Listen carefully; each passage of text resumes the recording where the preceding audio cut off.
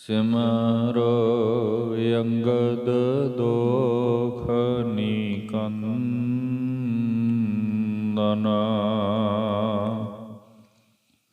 ਅਮਰਦਾਸ ਗੁਰ ਹਿਰਦੈ ਤੇ ਆਵੋ, ਹਿਰਦੈ ਤੇ ਆਵੋ।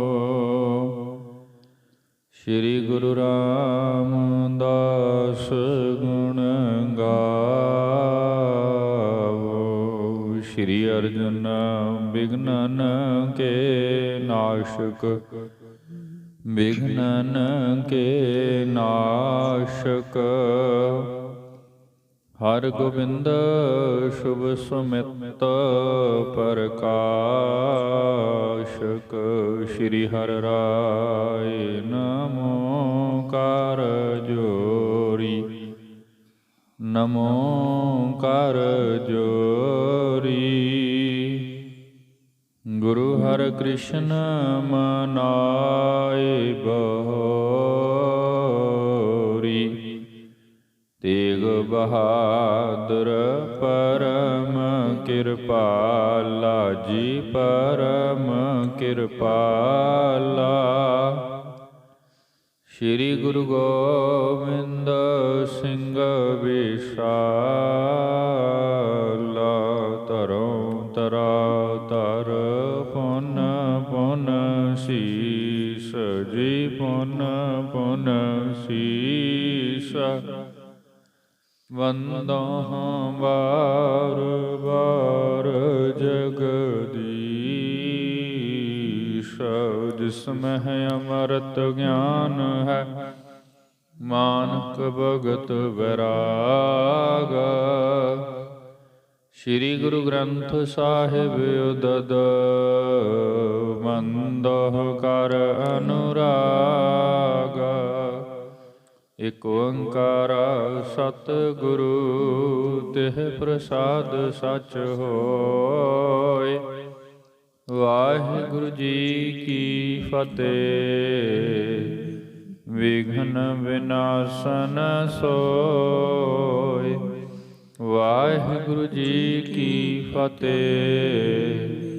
ਵਿਘਨ ਵਿਨਾਸ਼ਨ ਸੋਇ। ਪੁਨਹਿ ਸਿੱਖ ਸਭ ਲਗੇ ਸੁਨਾਵਨ, ਅਬਹੀ ਪਾਪ ਪ੍ਰਤਾਪ ਗੁਰ ਪਾਵਨ। ਪਰਮ ਸਨਮਾਨਯੋਗ ਰਾਜਾਨ ਰਾਜ ਭਾਨਾਨ ਭਾਨ, ਦੇਵਾਨ ਦੇਵ ਉਪਮਾ ਮਹਾਨ। ਚਬਰ ਛਤਰ ਤਖਤ ਦੇ ਮਾਲਕ ਸਤਿਗੁਰੂ ਸਾਹਿਬ ਸ੍ਰੀ ਗੁਰੂ ਗ੍ਰੰਥ ਸਾਹਿਬ ਜੀ ਮਹਾਰਾਜ, ਸਤਿਗੁਰੂ ਜੀ ਕੀ ਪਾਵਨ ਪਵਿੱਤਰ ਹਜ਼ੂਰੀ ਅੰਦਰ ਜੁੜ ਬੈਠੇ ਗੁਰੂ ਸਵਾਰੇ, ਗੁਰੂ ਪਿਆਰੇ ਸਤ ਸੰਗੀ ਜਨੋ, ਆਓ ਮਹਾਰਾਜ ਜੀ ਕੀ ਬਖਸ਼ਿਸ਼ ਕਿਰਪਾ ਮਿਹਰਾਮਤ ਦੇ ਨਾਲ ਸੰਧਿਆ ਵੇਲੇ ਦੇ ਪਾਵਨ ਪਵਿੱਤਰ ਦੀਵਾਨਾਂ ਦੀ ਆਰੰਭਤਾ ਕਰੀਏ। ਗੁਰੂ ਇਤਿਹਾਸ ਕੀ ਲੜੀਵਾਰ ਕਥਾ ਮਹਾਰਾਜ ਕੇ ਇਹਨਾਂ ਪਵਿੱਤਰ ਸਥਾਨਾਂ ਤੇ ਆਪ ਸਮੂਹ ਸੰਗਤ ਰੋਜ਼ਾਨਾ ਸਰਵਣ ਕਰਦੇ ਹੋ। ਚਲਦੀ ਆ ਰਹੀ ਲੜੀ ਤਹਿਤ ਕੁਝ ਸਮਾਂ ਮਹਾਰਾਜ ਜੀ ਕੇ ਜੀਵਨ ਬਿਰਤਾਂਤਾਂ ਨਾਲ ਜੁੜਨ ਦਾ ਯਤਨ ਕਰਦੇ ਹਾਂ। ਪ੍ਰਥਮ ਮਹਾਰਾਜ ਤੋਂ ਆਗਿਆ ਲਈਏ ਰਸਨਾ ਪਵਿੱਤਰ ਕਰਨੀ, ਗੁਰੂ ਫਤਿਹ ਨਾਲ ਸਾਂਝ ਪਾਉਣਾ। ਫਤਿਹ ਪ੍ਰਵਾਨੋ। ਵਾਹਿਗੁਰੂ ਜੀ ਕਾ ਖਾਲਸਾ, ਵਾਹਿਗੁਰੂ ਜੀ ਕੀ ਫਤਿਹ। ਕੱਲ ਨੇ ਦੀਵਾਨਾਂ ਅੰਦਰ ਜਿੱਥੇ ਸੰਪੰਨਤਾ ਹੋਈ, ਸਤਿਗੁਰੂ ਗੁਰੂ ਗੋਬਿੰਦ ਸਿੰਘ ਸਾਹਿਬ ਮਹਾਰਾਜ ਆਪਣੇ ਪਾਵਨ ਤਖਤਾਂ ਤੇ ਸੁਭਾਇਮਾਨ ਸ਼੍ਰੀ ਅਨੰਦਪੁਰ ਸਾਹਿਬ ਦੀ ਧਰਤੀ ਤੇ ਬਿਰਾਜਮਾਨ ਸਨ। ਦਿੱਲੀ ਦੇਸ਼ ਤੋਂ ਵਣਜਾਰੇ ਸਿੱਖ ਮਹਾਰਾਜ ਜੀ ਦਾ ਦਰਸ਼ਨ ਕਰਨ ਦੇ ਲਈ ਆਏ ਤੇ ਮਹਾਰਾਜ ਨੇ ਉਹਨਾਂ ਤੋਂ ਪੁੱਛ ਕੀਤੀ ਕਿ ਸਾਨੂੰ ਦੱਸੋ, ਜਿਸ ਵਕਤ ਸਾਡੇ ਪਿਤਾ ਗੁਰਦੇਵ ਗੁਰੂ ਤੇਗ ਬਹਾਦਰ ਮਹਾਰਾਜ ਜੀ ਕੀ ਸ਼ਹਾਦਤ ਹੁੰਦੀ ਹੈ, ਉਸ ਵਕਤ ਕੀ ਵਰਤਾਰਾ ਵਰਤਿਆ ਤੇ ਕਿਵੇਂ ਆਪ ਜੀ ਨੇ ਸਾਡੇ ਪਿਤਾ ਗੁਰਦੇਵ ਗੁਰੂ ਤੇਗ ਬਹਾਦਰ ਮਹਾਰਾਜ ਜੀ ਕੇ ਧੜ ਦੇ ਜੋ ਸੰਸਕਾਰ ਹਨ ਕੀਤੇ ਸਨ। ਸੋ ਸਿੱਖਾਂ ਨੇ ਸਾਰੀ ਵਿਥਿਆ ਫਿਰ ਆਪਣੇ ਮੁਖ ਤੋਂ ਮਹਾਰਾਜ ਜੀਆਂ ਨੂੰ ਭਰੀ ਸੰਗਤ ਦੇ ਵਿੱਚ ਦੀਵਾਨ ਵਿੱਚ ਬੈਠ ਕਰਕੇ ਸੁਣਾਈ ਹੈ। ਤੇ ਨਾਲ ਹੀ ਉਹ ਪਵਿੱਤਰ ਸਥਾਨ ਗੁਰਦੁਆਰਾ ਅੱਜ ਜਿੱਥੇ ਰਕਾਬਗੰਜ ਸਾਹਿਬ ਹੈ, ਸਤਿਗੁਰੂ ਜੀ ਕੀ ਜੋ ਸਰੀਰ ਦੇ ਪਵਿੱਤਰ ਫੁੱਲ ਅਸਥੀਆਂ ਹਨ, ਉਹ ਤਾਂਬੇ ਦੀ ਗਾਗਰ ਵਿੱਚ ਪਾ ਕਰਕੇ ਉਸ ਸਥਾਨ ਤੇ ਦੱਬ ਦਿੱਤੀਆਂ। ਮਹਾਰਾਜ ਨੇ ਬਚਨ ਕੀਤੇ, ਜਦੋਂ ਸਾਡਾ ਖਾਲਸਾ ਪੰਥ ਜਗਤ ਅੰਦਰ ਵਿਦਤੇਗਾ, ਸੋ ਆਪਣੇ ਆਪ ਉਹ ਇਸ ਨਿਸ਼ਾਨੀ ਵਜੋਂ ਇਸ ਸਥਾਨ ਨੂੰ ਭਾਲ ਕਰਕੇ ਤੇ ਉਸਾਰੀ ਕਰਵਾ ਲੈਣਗੇ। ਸੋ ਇਸ ਵਿੱਚ ਸਾਰੀ ਵਿਥਿਆ ਸਾਂਝੀ ਹੋਈ। ਉਸ ਤੋਂ ਅੱਗੇ ਪੁਨਹ ਸਿੱਖ ਸਭ ਲੱਗੈ ਸਨਾਵਨ, ਅਬ ਹੀ ਪਾ ਪ੍ਰਤਾਪ ਗੁਰ ਪਾਵਨ। ਸਾਰੇ ਸਿੱਖ ਮਹਾਰਾਜ ਸੱਚੇ ਪਾਤਸ਼ਾਹ ਜੀਆਂ ਨੂੰ ਫਿਰ ਅੱਗੇ ਇਉਂ ਕਹਿਣ ਲੱਗੇ ਹਨ ਕਿ ਮਹਾਰਾਜ ਹੁਣ ਆਪ ਜੀ ਕੀ ਵਡਿਆਈ ਜਿਹੜੀ ਹੈ ਉਹ ਜਗਤ ਅੰਦਰ ਵਰਤ ਰਹੀ ਹੈ, ਬਹੁਤ ਵੱਡੀ ਹੋ ਰਹੀ ਹੈ ਜੀ। ਜਬ ਕੋ ਕਾਰਨ ਕੀਨੋ ਸਾਹੂ। ਜਦੋਂ ਤੋਂ ਬਾਦਸ਼ਾਹ ਔਰੰਗਜ਼ੇਬ ਨੇ ਇਸ ਕਾਰਜ ਨੂੰ ਅੰਜਾਮ ਦਿੱਤਾ ਹੈ, ਭਾਵ ਜਦੋਂ ਉਸਨੇ ਆਪਣੇ ਹੁਕਮਾਂ ਦੇ ਨਾਲ ਪਿਤਾ ਗੁਰਦੇਵ ਧੰਨ ਗੁਰੂ ਤੇਗ ਬਹਾਦਰ ਮਹਾਰਾਜ ਜੀਆਂ ਨੂੰ ਸ਼ਹੀਦ ਕਰਵਾ ਦਿੱਤਾ ਹੈ, ਤਬ ਕੋ ਭਇਓ ਹੌਲ ਮਾਹੂ। ਉਦੋਂ ਤੋਂ ਉਹਦੀ ਆਪਣੀ ਵੀ ਮਾਨਸਿਕ ਹਾਲਾਤ ਕੁਝ ਠੀਕ ਨਜ਼ਰ ਨਹੀਂ ਆ ਰਹੀ। ਕੁਝ ਐਸਾ ਉਹਦੇ ਨਾਲ ਵਰਤ ਰਿਹਾ ਹੈ ਜਿਵੇਂ ਕੋਈ ਬਾਦਸ਼ਾਹ ਕੁਝ ਗਲਤ ਕਰਨ ਤੋਂ ਬਾਅਦ ਭੈ ਭੀਤ ਹੋ ਜਾਂਦਾ, ਡਰ ਜਾਂਦਾ। ਇਸ ਵਿਦ ਉਹ ਵੀ ਬਹੁਤ ਸਹਿਮਿਆ ਹੋਇਆ ਹੈ। ਏਕ ਨਿਸਾ ਮੈਂ ਸੋ ਕਰ ਮੈਂ। ਜਿੱਥੋਂ ਤੱਕ ਮਹਾਰਾਜ ਸਾਨੂੰ ਪਤਾ ਹੈ ਕਿ ਮਹਾਰਾਜ ਜੀ ਕੇ ਸ਼ਹੀਦ ਹੋਣ ਤੋਂ ਉਪਰੰਤ ਇੱਕ ਰਾਤ ਵੀ ਚੈਨ ਨਾਲ ਆਪਣੇ ਘਰ ਵਿੱਚ ਨਹੀਂ ਸੌਂ ਸਕਿਆ ਹੈ ਜੀ। ਬਹੁਰ ਨ ਬਰਿਓ ਵਿਸਾਲ ਤਿਮਰ ਮੈਂ। ਤੇ ਖਾਸ ਕਰਕੇ ਜਿਸ ਵਕਤ ਰਾਤ ਦਾ ਹਨੇਰਾ ਛਾਉਂਦਾ ਹੈ, ਹਨੇਰੇ ਵਿੱਚ ਤੇ ਇਤਨਾ ਡਰਦਾ ਹੈ ਕਿ ਇਕੱਲਾ ਰਾਤ ਦੇ ਹਨੇਰੇ ਵਿੱਚ ਕਿਸੇ ਪਾਸੇ ਨਹੀਂ ਜਾ ਸਕਦਾ। ਅੰਦਰੂਨੀ ਪੱਧਰ ਤੇ ਇਤਨਾ ਭੈ ਭੀਤ ਹੋ ਚੁੱਕਾ ਹੈ, ਕਿਉਂਕਿ ਜਿਹੜੇ ਕਾਰਜ ਉਸਨੇ ਕੀਤੇ ਹਨ, ਹੁਕਮ ਜਿਹੜੇ ਦੇ ਦਿੱਤੇ ਸਨ, ਮਹਾਰਾਜ ਜੀ ਕੀ ਸ਼ਹਾਦਤ ਹੋ ਗਈ। ਉਸ ਤੋਂ ਉਪਰੰਤ ਆਪਣੇ ਆਪ ਦੇ ਅੰਦਰ ਬਹੁਤ ਡਰਿਆ ਹੋਇਆ, ਸਹਿਮਿਆ ਹੋਇਆ ਤੇ ਬਿਮਾਰ ਤਬੀਅਤ ਵਿੱਚ ਹੈ ਜੀ। ਬਹਿਰ ਬਾਗ ਮੈਂ ਮੰਦਰ ਕੋਈ। ਦੂਰ ਬਾਗ ਦੇ ਅੰਦਰ ਕਦੇ ਕਦੇ ਉਹ ਥੋੜਾ ਜਿਹਾ ਟਹਿਲਣ ਜਾਂਦਾ ਹੈ। ਉੱਥੇ ਉਸਨੇ ਕੋਈ ਆਪਣਾ ਟਿਕਾਣਾ ਬਣਾਇਆ ਹੋਇਆ ਹੈ, ਉੱਥੇ ਜਾ ਕਰਕੇ ਬੈਠਦਾ ਹੈ ਜੀ। ਰਾਤ ਪਰੈ ਤਹ ਪਰ ਕੈ ਸੋਈ। ਤੇ ਜਿਵੇਂ ਹੀ ਰਾਤ ਦਾ ਹਨੇਰਾ ਹੁੰਦਾ ਹੈ, ਉਸ ਪਾਸੇ ਵੱਲ ਮੁੱਖ ਨਹੀਂ ਕਰਦਾ, ਬਹੁਤ ਡਰ ਰਿਹਾ ਹੈ। ਏਕ ਥਾਨ ਨਿਸਦੁਤਿ ਨ ਸੋਵੈ। ਜਿੱਥੋਂ ਤੱਕ ਮਹਾਰਾਜ ਸਾਨੂੰ ਪਤਾ ਲੱਗਾ ਹੈ ਨਾ, ਉਸ ਦਿਨ ਤੋਂ ਬਾਅਦ ਉਹ ਇੱਕ ਸਥਾਨ ਤੇ ਟੇਕ ਕੇ ਰਹਿ ਨਹੀਂ ਸਕਿਆ, ਨਾ ਹੀ ਇੱਕ ਸਥਾਨ ਤੇ ਸੌਂ ਸਕਿਆ ਹੈ। ਸੋ ਇਹ ਸ਼ਹਾਦਤ ਦਾ ਉਹਦੇ ਉੱਪਰ ਇੱਕ ਐਸਾ ਅਸਰ ਕਹਿ ਲਈਏ, ਜਾਂ ਕੁਦਰਤੀ ਤੌਰ ਤੇ ਜੋ ਕਹਿਰ ਉਸਨੇ ਕਮਾਇਆ ਹੈ, ਸਾਰੀ ਲੋਕਾਈ ਨੇ ਉਸ ਨੂੰ ਬਦਸੀਸਾਂ ਦਿੱਤੀਆਂ ਹਨ, ਸਾਰੀ ਲੋਕਾਈ ਨੇ ਉਸ ਨੂੰ ਲਾਹਨਤਾਂ ਪਾਈਆਂ ਹਨ ਵੀ ਇੱਕ ਧੀਰਤਾ ਦੀ ਮੂਰਤ ਸਤਿਗੁਰੂ ਗੁਰੂ ਤੇਗ ਬਹਾਦਰ ਮਹਾਰਾਜ ਜੀ ਨੂੰ ਇਸ ਨੇ ਸ਼ਹੀਦ ਕਰ ਦਿੱਤਾ, ਜ਼ਬਰਦਸਤੀ ਜਲਾਦ ਤੋਂ ਸੀਸ ਕਲਮ ਕਰਵਾ ਦਿੱਤਾ। ਸੋ ਉਹ ਆਪਣੇ ਆਪ ਦੇ ਵਿੱਚ ਹੀ ਇਸ ਤਰ੍ਹਾਂ ਹੋ ਗਿਆ ਹੈ ਕਿ ਹੁਣ ਉਹਨੂੰ ਕੁਝ ਸਮਝ ਨਹੀਂ ਆ ਰਿਹਾ ਹੈ ਜੀ। ਥਲ ਨਵੀਨ ਬਸ ਬੇਹਿਤ ਜੋਵੈ। ਭਾਲਦਾ ਹੈ ਵੀ ਕੋਈ ਐਸਾ ਥਾਂ ਹੋਵੇ ਜਿਸ ਥਾਂ ਤੇ ਜਾ ਕਰਕੇ ਉਸ ਨੂੰ ਚੈਨ ਮਿਲ ਜਾਏ, ਟਿਕਾਈ ਮਿਲ ਜਾਏ, ਲੇਕਿਨ ਹੁਣ ਇਹ ਕਿੱਥੋਂ ਆਵੇ। ਤੇ ਕੁਦਰਤੀ ਤੌਰ ਤੇ ਵੀ ਜੇਕਰ ਅਸੀਂ ਗੱਲ ਕਰੀਏ ਨਾ, ਤੇ ਬਾਬਾ ਸਾਹਿਬ ਜੀਆਂ ਨੇ ਆਪਣੀ ਅੰਮ੍ਰਿਤ ਬਾਣੀ ਵਿੱਚ ਵੀ ਇਹ ਗੱਲ ਲਿਖ ਦਿੱਤੀ ਹੈ। ਜਦੋਂ ਕਿਤੇ ਇਸ ਬਾਣੀ ਵਿੱਚੋਂ ਅਸੀਂ ਇਸ ਸੰਬੰਧ ਵਿੱਚ ਦਰਸ਼ਨ ਕਰਨੇ ਆ ਨਾ, ਤੇ ਬਾਬਾ ਫਰੀਦ ਜੀ ਇੱਕ ਬੜਾ ਪਿਆਰਾ ਬਚਨ ਲਿਖਦੇ ਨੇ। ਉਹ ਕਹਿੰਦੇ ਨੇ, ਮੰਦੇ ਅਮਲ ਕਰੇਂਦਿਆਂ ਇਹ ਸਜਾਏ ਤਿਨਾ। ਜਿਹੜੇ ਮਨੁੱਖ ਜ਼ਿੰਦਗੀ ਵਿੱਚ ਭੈੜੇ ਕਰਮ ਕਰਨ, ਐਸਾ ਸੰਤਾਂ ਦੇ ਨਾਲ ਵੈਰ ਕਮਾਉਣ, ਦੁਸ਼ਟਾਂ ਨਾਲ ਪਿਆਰ ਕਰਨ, ਉਹਨਾਂ ਨੂੰ ਫਿਰ ਚੈਨ ਕਿੱਥੇ, ਉਹ ਕਿੱਥੇ ਸੁੱਖ ਦੀ ਨੀਂਦ ਸੌ ਸਕਣ, ਕਿਹੜਿਆਂ ਘਰਾਂ ਵਿੱਚ, ਕਿਹੜਿਆਂ ਥਾਵਾਂ ਤੇ ਉਹਨਾਂ ਨੂੰ ਚੈਨ ਆਵੇ। ਬਾਣੀ ਵਿੱਚ ਮਹਾਰਾਜ ਨੇ ਬਹੁਤ ਹਵਾਲੇ ਦਿੱਤੇ ਨੇ, ਸੰਤਾਂ ਨਾਲ ਵੈਰ ਕਮਾਉਂਦੇ, ਦੁਸ਼ਟਾਂ ਨਾਲ ਮੋਹ ਪਿਆਰ, ਅੱਗੇ ਪਿੱਛੇ ਸੁੱਖ ਨਹੀਂ। ਸੋ ਇਸ ਵਿਦ ਹੁਣ ਇਹੀ ਕੁਝ ਇਸ ਬਾਦਸ਼ਾਹ ਦੇ ਨਾਲ ਹੋਣਾ ਸ਼ੁਰੂ ਹੋਇਆ ਹੈ। ਦਿਨ ਪ੍ਰਤ ਉਦੇ ਦੁਰਗ ਮਹਿ ਬਰੈ। ਜਿਵੇਂ ਦਿਨ ਚੜ੍ਹਦਾ ਆਪਣੇ ਕਿਲੇ ਵਿੱਚ ਵੜ ਜਾਂਦਾ ਹੈ, ਬਸ ਸਾਰਾ ਦਿਨ ਉਸੇ ਸਥਾਨ ਤੇ ਹੀ ਬੈਠਾ ਰਹਿੰਦਾ ਹੈ ਜੀ। ਰਾਜ ਸਾਜ ਕੋ ਕਾਰਜ ਕਰੈ। ਤੇ ਆਪਣੇ ਜੋ ਉਸ ਦੇ ਰਾਜ ਸਾਜ ਦੇ ਕਾਰਜ ਹਨ, ਭਾਵ ਬਾਦਸ਼ਾਹ ਹੈ, ਹੁਣ ਉਹਦੇ ਪਾਸ ਕਦੇ ਕੋਈ ਮਿਲਣ ਆਉਂਦਾ ਹੈ, ਕੋਈ ਕਿਸੇ ਸਥਾਨ ਤੋਂ, ਕੋਈ ਇਲਾਕੇ ਦਾ ਸੂਬੇਦਾਰ ਆਇਆ, ਕੋਈ ਮੰਤਰੀ ਆਦਿਕ, ਜਿਸ ਵਿੱਚ ਵੀ ਕੋਈ ਆਉਂਦਾ ਹੈ, ਉਹਨਾਂ ਦੇ ਜਿਹੜੇ ਕਾਰਜ ਹਨ, ਜ਼ਰੂਰੀ ਕਾਰਜ ਹਨ, ਉਹ ਕਰਦਾ ਰਹਿੰਦਾ ਹੈ ਜੀ। ਪਰ ਜਾਮਨੀ ਨਿਕਸ ਸਿਧਾਰੈ।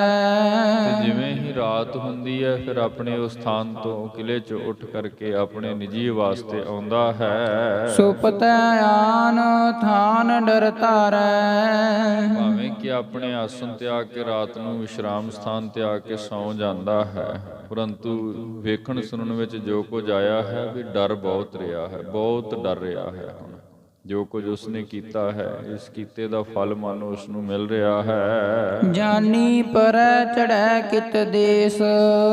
ਹੁਣ ਤੇ ਪਹਿਲੇ ਵਾਂਗ ਫੌਜਾਂ ਲੈ ਕੇ ਇਹ ਵੀ ਨਹੀਂ ਵੀ ਰੋਜ਼ ਕਿਸੇ ਨਾ ਕਿਸੇ ਦੇਸ਼ ਵੱਲ ਨੂੰ ਚੜ੍ਹਾਈ ਕਰਦਾ ਹੈ। ਨਿਉ ਕਹਿ ਲਈਏ ਵੀ ਜਿਵੇਂ ਪਹਿਲੇ ਹੁਕਮ ਕਰ ਦਿੰਦਾ ਸੀ ਵੀ ਚਲੋ ਅੱਜ ਆਹ ਦੇਸ਼ ਫਤਿਹ ਕਰਦੇ ਆ, ਹੁਣ ਉਹ ਕਾਰਜ ਵੀ ਉਸ ਦੇ ਰੁਕ ਗਏ ਹਨ। ਤਿਆਰੀ ਧਾਰੈ ਹਿਰਦੈ ਮਹੇਸ਼। ਤਿਆਰੀਆਂ ਤੇ ਕਰਦਾ ਹੈ ਆਪਣੇ ਕਾਜੀ ਮੁਲਾਣੇ ਅਲਕਾਰਾਂ ਨਾਲ ਬੈਠ ਕਰਕੇ, ਪਰੰਤੂ ਪਹਿਲੇ ਵੱਤ ਹੁਣ ਸਫਲ ਨਹੀਂ ਹੈ। ਦਿਲ ਵਾਲੀ ਸਿੱਖਨ ਜਬ ਕਹਿਓ। ਇਸ ਵਿਦ ਜਿਹੜੇ ਦਿੱਲੀ ਤੋਂ ਸਿੱਖ ਚੱਲ ਕਰਕੇ ਆਏ ਸਨ ਮਹਾਰਾਜ ਕੇ ਦਰਸ਼ਨ ਕਰਨ, ਉਹਨਾਂ ਨੇ ਆ ਕੇ ਮਹਾਰਾਜ ਜੀ ਨੂੰ ਇਹ ਸਾਰੀ ਬਾਤ, ਇਹ ਸਾਰੀ ਵਿਥਿਆ ਪਹਿਲੇ ਗੁਰੂ ਤੇਗ ਬਹਾਦਰ ਮਹਾਰਾਜ ਜੀ ਕੇ ਧੜ ਦੇ ਸੰਸਕਾਰ ਕਰਨ ਦੀ, ਉਪਰੰਤ ਔਰੰਗਜ਼ੇਬ ਦਾ ਹੁਣ ਜੋ ਹਾਲ ਹੋ ਰਿਹਾ ਉਹ ਸਾਰੀ ਬਾਤ ਸੁਣਾਈ ਹੈ। ਤਬ ਕਿਰਪਾਲ ਚਿਤ ਸੰਸੈ ਲਹਿਓ।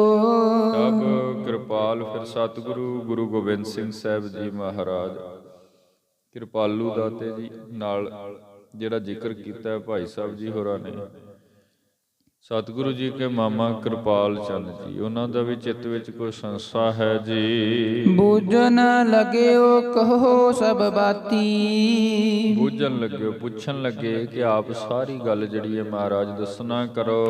ਪਾਤਕ ਕਰਮਾ ਕਿਤੋਂ ਪ੍ਰਿਆਤੀ। ਇਹ ਪਾਪੀ ਕਰਮਾਂ ਵਾਲਾ, ਇਹ ਭੈੜੇ ਕਰਮ ਕਰਨ ਵਾਲਾ, ਮਾੜੇ ਅਮਲ ਕਰਨ ਵਾਲਾ, ਇਹ ਕਿੱਥੇ ਇਸ ਨੂੰ ਕਿਸ ਥਾਂ ਤੇ ਥਾਂ ਮਿਲੇਗੀ, ਢੋਈ ਕਿੱਥੇ ਮਿਲੇਗੀ। ਜਿਵੇਂ ਆਪਾਂ ਬਾਣੀ ਵਿੱਚ ਪੜ੍ਹਦੇ ਆ ਨਾ ਕਿ ਜਦੋਂ ਕੋਈ ਮਨੁੱਖ ਹੱਥ ਦੇ ਮਾੜੇ ਕਰਮ ਕਰੇ, ਕਈ ਵਾਰ ਆਪਾਂ ਕੁਦਰਤੀ ਤੌਰ ਤੇ ਵੀ ਉਹਨੂੰ ਕਹਿ ਦਿੰਦੇ ਆ ਵੀ ਤੈਨੂੰ ਤੇ ਨਰਕਾਂ ਵਿੱਚ ਵੀ ਥਾਂ ਨਹੀਂ ਮਿਲਣੀ। ਇਹ ਕੁਦਰਤੀ ਬਾਤ ਹੈ ਕਿ ਜਦੋਂ ਮਨੁੱਖ ਦੇ ਅਮਲ ਮਾੜੇ ਹੋ ਜਾਣ, ਫਿਰ ਨਰਕ ਤੋਂ ਭਾਵ ਹੈ ਵੀ ਜਿੱਥੇ ਅਤ ਦੁੱਖ ਵਰਤਦਾ ਤੈਨੂੰ ਉੱਥੇ ਵੀ ਥਾਂ ਨਹੀਂ ਮਿਲਦੀ, ਤੇਰੇ ਅਮਲ ਇਸ ਤੋਂ ਵੀ ਭੈੜੇ ਹੋ ਚੁੱਕੇ ਨੇ। ਸੋ ਇਹ ਕਿਸ ਥਾਂ ਤੇ ਢੋਈ ਪਾਏਗਾ ਜਿਹਨੇ ਆਪਣੇ ਜੀਵਨ ਵਿੱਚ ਇੰਨੇ ਮਾੜੇ ਅਮਲ ਕੀਤੇ ਨੇ। ਤੇ ਕੋਈ ਇੱਕਾਦ ਘਟਨਾ ਨਹੀਂ ਹੈ। ਜਦੋਂ ਤੋਂ ਇਹ ਤਖਤ ਤੇ ਬੈਠਾ, ਕੋਈ ਲਗਭਗ 1656 ਈਸਵੀ ਤੇ ਇਹਦਾ ਦੌਰ ਸ਼ੁਰੂ ਹੁੰਦਾ ਹੈ, ਉਦੋਂ ਤੋਂ ਲੈ ਕਰਕੇ ਹੁਣ ਤੱਕ ਇਸ ਨੇ ਬਹੁਤ ਪਾਪ ਕੀਤੇ ਹਨ। ਪ੍ਰਥਮ ਤੇ ਇਤਿਹਾਸ ਕਹਿੰਦਾ ਸਭ ਤੋਂ ਪਹਿਲਾਂ ਇਹਨੇ ਆਪਣੇ ਪਿਤਾ ਸ਼ਾਹਜਹਾਂ ਨੂੰ ਕੈਦ ਪਾਇਆ, ਜਿਹਦੇ ਤੋਂ ਰਾਜ ਖੋਇਆ ਇਹਨੇ ਸਾਰਾ। ਫਿਰ ਇਹਨੇ ਆਪਣੇ ਭਰਾਵਾਂ ਨੂੰ ਕਤਲ ਕੀਤਾ। ਫਿਰ ਇਹਨੇ ਦਾਰਾ ਸ਼ਿਕੋਹ ਦਾ ਸਿਰ ਕਤਲ ਕੀਤਾ।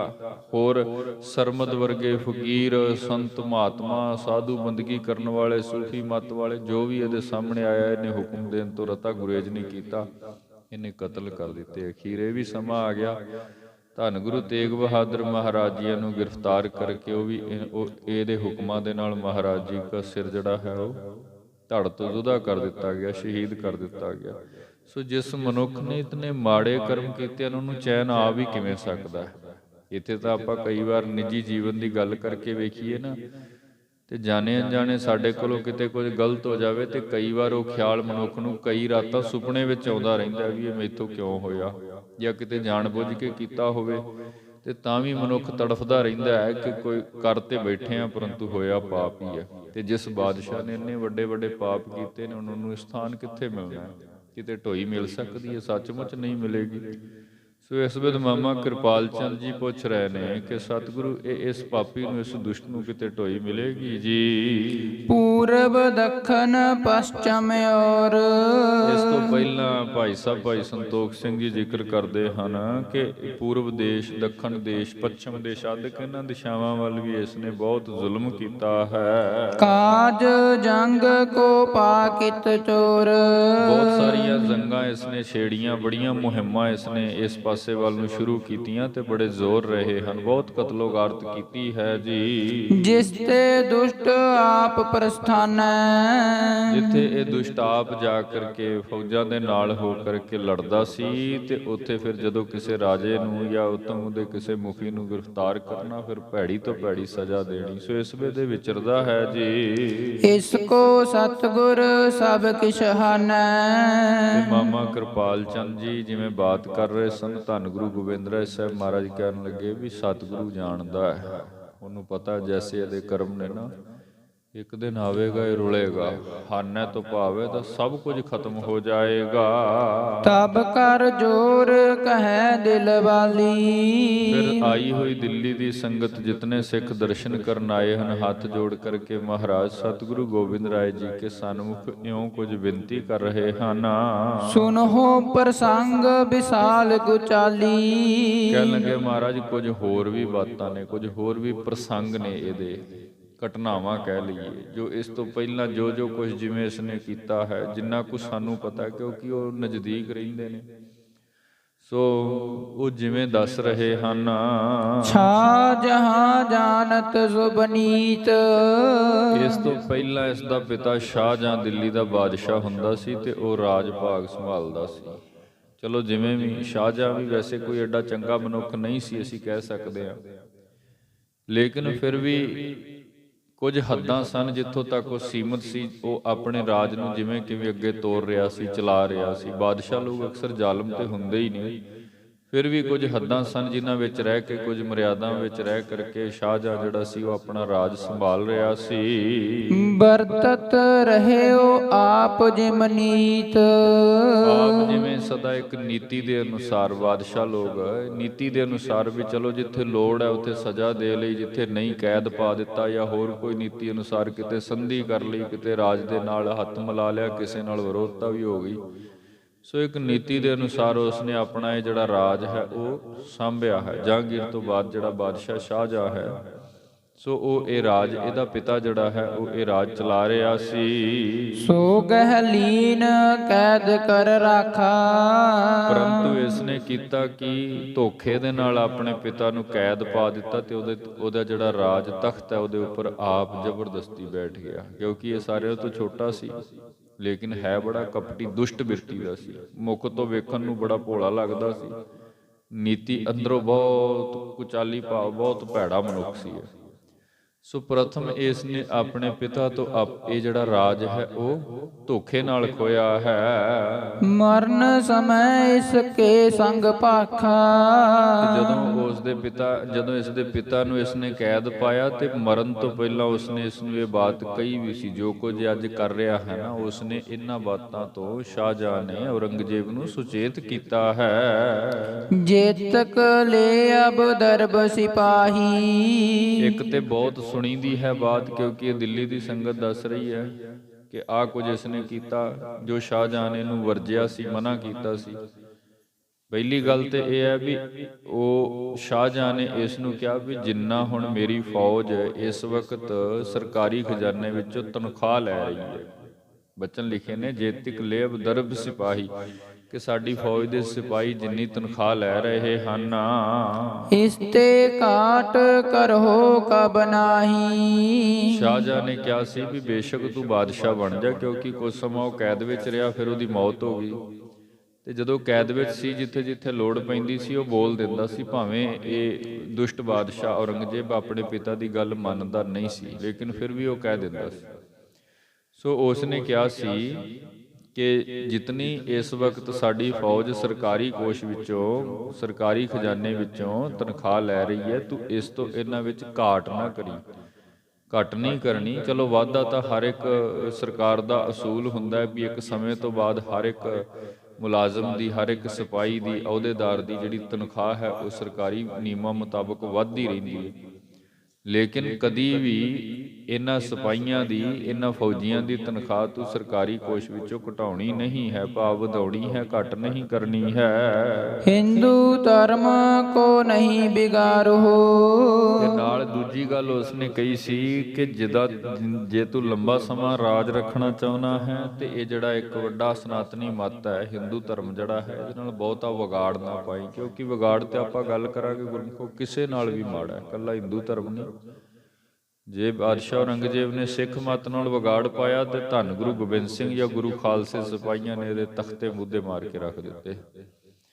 ਸੋ ਕੌਮ ਭਾਵੇਂ ਵੱਡੀ ਹੈ ਭਾਵੇਂ ਛੋਟੀ ਹੈ, ਵਿਗਾੜ ਮਾੜਾ ਹੈ। ਸੋ ਇਹ ਵੀ ਕਿਹਾ ਸ਼ਾਹਜਹਾਂ ਨੇ ਵੀ ਰਾਜ ਬੇਸ਼ੱਕ ਤੂੰ ਲੈ ਲੈ, ਰਾਜ ਤਖਤ ਤੇ ਬਹਿ ਜਾ, ਪਰ ਜੇ ਰਾਜ ਚਲਾਉਣਾ ਹੈ ਨਾ, ਲੰਬਾ ਸਮਾਂ ਰਾਜਾ ਬਣ ਕੇ ਬਹਿਣਾ ਤੇ ਹਿੰਦੂ ਧਰਮ ਨਾਲ ਜਾਂ ਅਨ ਕਿਸੇ ਵੀ ਧਰਮ ਨਾਲ ਵਿਗਾੜ ਨਹੀਂ ਪਾਉਣਾ ਹੈ। ਇਕ ਸਮ ਦੋਨੋਂ ਕੋ ਪ੍ਰਿਤ ਪਾਰੋ। ਇੱਕ ਸਮ ਭਾਵ ਬਰਾਬਰ ਹੀ ਵੇਖਣਾ ਹੈ। ਜਿੰਨਾ ਕੁ ਕਦਰ ਇਸ ਸਮੇਂ ਦੇ ਅੰਦਰ ਅਸੀਂ ਤੁਰਕਾਂ ਨੂੰ ਦੇਣਾ ਹੈ ਆਪਣੇ ਰਾਜ ਨੂੰ ਚਲਾਉਣ ਦੇ ਲਈ, ਓਨਾ ਹੀ ਬਰਾਬਰ ਹਿੰਦੂ ਨੂੰ ਵੀ ਦਿੱਤਾ ਜਾਣਾ ਚਾਹੀਦਾ ਹੈ। ਤੇ ਕੋਈ ਵੀ ਸਰਕਾਰ ਹੈ ਕਾਮਯਾਬ ਵੀ ਤਾਂ ਹੁੰਦੀ ਹੈ।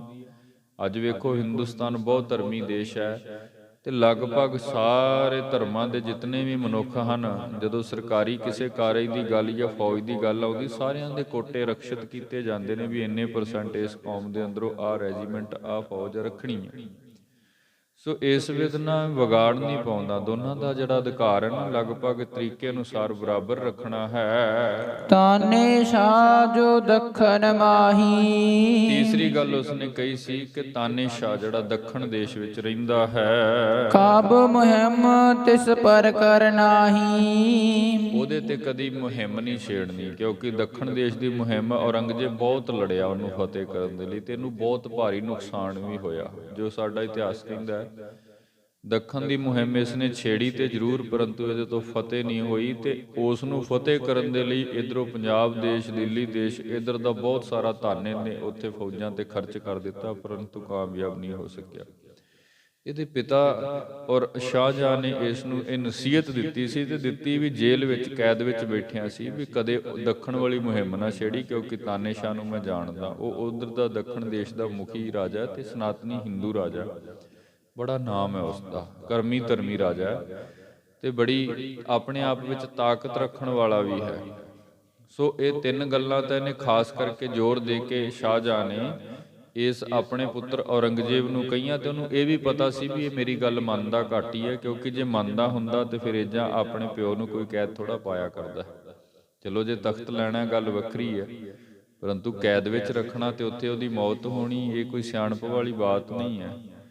ਸੋ ਇਸ ਵੇਲੇ ਇਹ ਜਿਹੜੀਆਂ ਬਾਤਾਂ ਜਿਉਂਦੇ ਜਿਉਂਦੇ ਸ਼ਾਹਜਹਾਂ ਨੇ ਇਸ ਨੂੰ ਸਭ ਦਸੀਆਂ ਹਨ। ਇਤਿਆਦਕ ਕੁਛ ਔਰ ਬਤਾਈ। ਨਾਲ ਕਵੀ ਭਾਈ ਸੰਤੋਖ ਸਿੰਘ ਸਾਹਿਬ ਲਿਖਦੇ ਨੇ ਵੀ ਇਹ ਤਿੰਨ ਗੱਲਾਂ ਆਪ ਸੰਗਤ ਨਾਲ ਸਾਂਝੀਆਂ ਕਰ ਰਹੇ ਹਾਂ, ਕੁਝ ਹੋਰ ਵੀ ਸਨ ਜੋ ਦਿੱਲੀ ਵਾਲੀ ਸੰਗਤ ਦੱਸ ਰਹੀ ਸੀ ਮਹਾਰਾਜ ਜੀ ਨੂੰ। ਕੁਝ ਹੋਰ ਵੀ ਬਾਤਾਂ ਸਨ ਜਿਹੜੀਆਂ ਸ਼ਾਹਜਹਾਂ ਨੇ ਇਸ ਨੂੰ ਸੁਚੇਤ ਕੀਤਾ ਸੀ, ਕਿਉਂਕਿ ਸ਼ਾਹਜਹਾਂ ਪੁਰਾਣਾ ਬਜ਼ੁਰਗ ਬਾਦਸ਼ਾਹ ਇਹਦਾ ਪਿਤਾ ਹੈ, ਉਹ ਵਿਚਰਦਾ ਰਿਹਾ ਇਸ ਰਾਜ ਤਖਤ ਤੇ, ਉਹਨੂੰ ਪਤਾ ਹੈ ਵੀ ਕਿੱਥੇ ਕਿੱਥੇ ਕੀ ਕਮੀਆਂ ਨੇ ਤੇ ਜੇ ਕਿਤੇ ਉਸ ਪਾਸੇ ਵੱਲ ਮੁੱਖ ਕਰ ਲਿਆ ਤੇ ਉਹਦਾ ਰਾਜ ਵੀ ਗਵਾ ਬਵਾਂਗੇ। ਸੋ ਇਸ ਨੇ ਤੇ ਪਿਤਾ ਨਾਲ ਬਾਦਸ਼ਾਹ ਨਾਲ ਜ਼ਾਤੀ ਕੀਤੀ, ਲੇਕਿਨ ਉਹਨੇ ਫਿਰ ਵੀ ਇਹਨੂੰ ਕੁਝ ਗੱਲਾਂ ਤੋਂ ਸੁਚੇਤ ਕਰ ਦਿੱਤਾ ਵੀ ਚਲੋ ਕੋਈ ਗੱਲ ਨਹੀਂ, ਤੂੰ ਤਖਤ ਲੈ ਲਿਆ, ਮੈਨੂੰ ਕੈਦ ਪਾ ਦਿੱਤਾ, ਪਰੰਤੂ ਐਸਾ ਕੁਝ ਨਾ ਕਰੀ ਵੀ ਇਹ ਤਖਤ ਜਾਵੇ ਨਾਲ ਤੇਰੀ ਵੀ ਮੌਤ ਹੋਵੇ ਤੇ ਮਗਰੋਂ ਇਸਲਾਮ ਦਾ ਹੀ ਖਾਤਮਾ ਹੋ ਜਾਏ, ਮਗਰੋਂ ਇਹ ਸਾਰੀ ਜਿਹੜੀ ਇਹ ਤੁਰਕ ਦੀ ਜਿਹੜੀ ਰਾਜਗੱਦੀ ਚੱਲ ਰਹੀ ਹੈ, ਤਖਤ ਜਿਹੜੇ ਨੇ ਉਹ ਸਾਡੇ ਪਾਸ ਜਾਂਦੇ ਰਹਿਣ। ਸੋ ਇਹ ਜੋ ਬਾਤਾਂ ਹਨ ਇਹ ਭਾਈ ਸੰਤੋਖ ਸਿੰਘ ਸਾਹਿਬ ਲਿਖਦੇ ਨੇ, ਕੁਝ ਹੋਰ ਬਾਤਾਂ ਵੀ ਸਨ ਜੋ ਉਸਨੇ ਇਸ ਨੂੰ ਦਸੀਆਂ ਹਨ। ਕਿਸ ਹਿਤ ਲਿਖੋ ਪ੍ਰਸੰਗ ਬਧਾਈ। ਕਿਉਂਕਿ ਕੁਝ ਐਸੀਆਂ ਬਾਤਾਂ ਨੇ ਜਿਹੜੀਆਂ ਇੱਥੇ ਲਿਖਣੀਆਂ ਭਾਈ ਸਾਹਿਬ ਕਹਿੰਦੇ ਨੇ ਸਾਡੇ ਲਈ ਕੋਈ ਉਚਿਤ ਨਹੀਂ ਨੇ, ਵਾਜਬ ਨਹੀਂ ਨੇ, ਕਿਉਂਕਿ ਕੁਝ ਰਾਜਨੀਤੀ ਮਸਲੇ ਹੋਣਗੇ। ਤੇ ਨਾਲ ਉਹਨਾਂ ਇਹ ਵੀ ਲਿਖ ਦਿੱਤਾ ਵੀ ਪ੍ਰਸੰਗ ਵਧਾਈ, ਵੀ ਜੇ ਉਹਨਾਂ ਗੱਲਾਂ ਨੂੰ ਇੱਥੇ ਆਪਾਂ ਛੇੜਦੇ ਹਾਂ ਤੇ ਇਹ ਪ੍ਰਸੰਗ ਲੰਬੇਰਾ ਬਹੁਤ ਹੋਵੇਗਾ। ਚਲੋ ਖੈਰ ਜੋ ਜ਼ਰੂਰੀ ਬਾਤਾਂ ਨੇ ਉਹ ਉਹਨਾਂ ਨੇ ਲਿਖ ਦਿੱਤੀਆਂ ਵੀ ਇੱਕ ਤੇ ਇਸ ਮੱਤ ਨਾਲ ਬਹੁਤਾ ਵੈਰ ਨਹੀਂ ਪਾਉਣਾ, ਝਗੜੇ ਵਾਲੀ ਬਿਰਤੀ ਨਹੀਂ ਰੱਖਣੀ, ਜਿਵੇਂ ਉਹ ਆਪਣੇ ਕਰਮ ਧਰਮ ਕਰਦੇ ਨੇ ਕਰਦੇ ਰਹਿਣ। ਹਾਂ ਜੇ ਕੋਈ ਰਾਜਨੀਤਿਕ ਮੁੱਦਿਆਂ ਵਿੱਚ ਕਿਤੇ ਆ ਕੇ ਕੁਝ ਕਰਦੇ ਨੇ ਫਿਰ ਤੁਸੀਂ ਹਮਲਾ ਕਰ ਸਕਦੇ ਹੋ, ਧਰਮ ਕਰਕੇ ਉਹਨਾਂ ਨਾਲ ਵਿਗਾੜ ਨਹੀਂ ਪਾਉਣਾ, ਪਹਿਲੀ ਗੱਲ। ਦੂਸਰੀ ਇਹ ਕਹਿ ਦਿੱਤੀ ਵੀ ਜਿਹੜਾ ਤਾਨੇਸ਼ਾਹ ਹੈ ਦੱਖਣ ਦੀ ਮੁਹਿੰਮ ਉਸ ਪਾਸੇ ਦਾ ਜਿਹੜਾ ਰਾਜਾ ਹੈ ਉਹਦੇ ਨਾਲ ਵਿਗਾੜ ਨਹੀਂ ਕਰਨਾ, ਤੇ ਨਾਲ ਇਹ ਵੀ ਕਹਿ ਦਿੱਤਾ ਕਿ ਚੰਗੇ ਤਰੀਕੇ ਦੇ ਨਾਲ ਇਸ ਰਾਜ ਨੂੰ ਸਾਂਭਣਾ ਹੈ। ਆਪਣੇ ਜਿਹੜੇ ਸਿਪਾਹੀ ਨੇ ਇਹਨਾਂ ਦੀ ਤਨਖਾਹ ਕਦੇ ਘੱਟ ਨਹੀਂ ਕਰਨੀ। ਉਹਦੇ ਕੁਝ ਕਾਰਨ ਹਨ, ਉਹ ਹੁਣ ਅੱਗੇ ਦੱਸਦੇ ਹਨ। ਸੁਨ ਕਰ ਪਦਰ ਬਾਕ ਕੁਨ ਸਾਨੋ। ਸੁਨ ਕਰ, ਜਿਵੇਂ ਹੀ ਇਹਦੇ ਪਿਤਾ ਸ਼ਾਹਜਹਾਂ ਨੇ ਬਾਤਾਂ ਕਹੀਆਂ ਤੇ ਇਸ ਨੇ ਆਪਣੇ ਪਿਤਾ ਦੇ ਸਾਰੇ ਜਿਹੜੇ ਬੋਲ ਹਨ, ਬਾਤਾਂ ਹਨ, ਉਹ ਸੁਣੀਆਂ ਹਨ, ਲੇਕਿਨ ਸੁਣ ਕੇ ਮੰਨਦਾ ਨਹੀਂ ਹੈ। ਬੂਝੋ ਕਹਾਂ ਦੋਛ ਲਖ ਪਾਓ। ਜਿਵੇਂ ਇਸ ਨੇ ਸੁਣੀਆਂ ਤੇ ਫਿਰ ਸੁਣਨ ਤੋਂ ਬਾਅਦ ਇਹਨੇ ਪੁੱਛਿਆ ਵੀ ਕੀ ਦੋਸ਼ ਹੈ, ਕਿਉਂ ਨਾ ਮੈਂ ਇਹ ਕੰਮ ਕਰਾਂ, ਕਿਉਂਕਿ ਮੂਰਖ ਬੰਦਿਆਂ ਦੀ ਨਿਸ਼ਾਨੀ ਇਹੀ ਦੱਸੀ ਗਈ ਹੈ ਬਾਣੀ ਵਿੱਚ, ਮੂਰਖ ਗੰਢ ਪਵੈ ਮੂੰਹ ਮਾਰ। ਭਾਵ ਜੇ ਮੂਰਖ ਬੰਦੇ ਨੂੰ, ਮੈਂਟਲ ਬੰਦੇ ਨੂੰ ਕੋਈ ਸਲਾਹ ਦੇ ਦਈਏ ਨਾ ਤੇ ਉਹਨੂੰ ਵਿਚਾਰਨ ਦੀ ਬਜਾਏ ਉਲਟਾ ਦੱਸਣ ਵਾਲੇ ਤੇ ਉਲਟਾ ਚੜ ਜਾਂਦਾ। ਉਹ ਕਹਿੰਦਾ ਲੈ ਮੈਂ ਕਿਉਂ ਨਾ ਕਰਾਂ, ਤੂੰ ਜੇ ਮੇਰੇ ਤੋਂ ਜ਼ਿਆਦਾ ਸਿਆਣਾ ਹੈ, ਜੇ ਸਾਡੇ ਕੋਲ ਤਾਕਤ ਨਹੀਂ ਹੈ। ਇਦਾਂ ਦੀਆਂ ਬਾਤਾਂ ਹੋ ਜਾਂਦੀਆਂ ਗੁਰਮੁਖੋ। ਸੋ ਇਸ ਨੇ ਪਿਤਾ ਦੀ ਗੱਲ ਤੇ ਮੰਨੀ ਨਹੀਂ। ਬੂਝੋ ਕਾਂ ਦੋਸ਼ ਲਖ ਪਾਉ, ਵੀ ਉਹਨੂੰ ਪੁੱਛਣ ਲੱਗ ਗਿਆ ਵੀ ਕੀ ਦੋਸ਼ ਹੈ, ਕਿਉਂ ਮੈਂ ਇਦਾਂ ਕਿਉਂ। ਸੋ ਇਸ ਵਿਦ ਫਿਰ ਅੱਗੇ ਜਿਵੇਂ ਸਮਝਾਉਂਦੇ ਹਨ, ਜੋ ਮਰਜੀ ਤੈਸੇ ਸਭ ਕਰੇ ਹੋ। ਜੋ ਮੇਰੀ ਮਰਜ਼ੀ ਹੋਵੇਗੀ, ਜਿਵੇਂ ਮੈਨੂੰ ਚੰਗਾ ਲੱਗੇਗਾ। ਕਿਉਂਕਿ ਹੁਣ ਬਾਦਸ਼ਾਹ ਸ਼ਾਹਜਹਾਂ ਤੂੰ ਨਹੀਂ, ਹੁਣ ਦਿੱਲੀ ਦਾ ਬਾਦਸ਼ਾਹ ਮੈਂ ਹਾਂ, ਤੇ ਜੋ ਮੇਰੀ ਮਰਜ਼ੀ ਹੋਵੇਗੀ ਮੈਂ ਉਹ ਕਰਾਂਗਾ। ਜੋ ਚੀਜ਼ਾਂ, ਜੋ ਬਾਤਾਂ ਤੁਸੀਂ ਸਾਨੂੰ ਵਰਜ ਰਹੇ ਹੋ, ਭਾਵ ਜਿਵੇਂ ਮਨਾ ਕਰ ਰਿਹਾ ਵੀ ਤੁਸੀਂ ਤਨਖਾਹ ਨਹੀਂ ਘਟਾਉਣੀ, ਜਾਂ ਤਾਨੇਸ਼ਾਹ ਵਾਲੇ ਦੱਖਣ ਵਾਲੀ ਮੁਹਿੰਮ ਤੇ ਕਦੀ ਨਹੀਂ ਚੜ੍ਹਨਾ ਫੌਜ ਲੈ ਕੇ। ਸੋ ਜੋ ਤੁਸੀਂ ਮਨਾ ਕੀਤਾ ਮੈਂ ਕਰਾਂਗਾ, ਮੈਂ ਆਪਣੇ ਤਰੀਕੇ ਨਾਲ ਕਰਾਂਗਾ ਤੇ ਇਹਨਾਂ ਨੂੰ ਫਤਿਹ ਵੀ ਕਰਾਂਗਾ।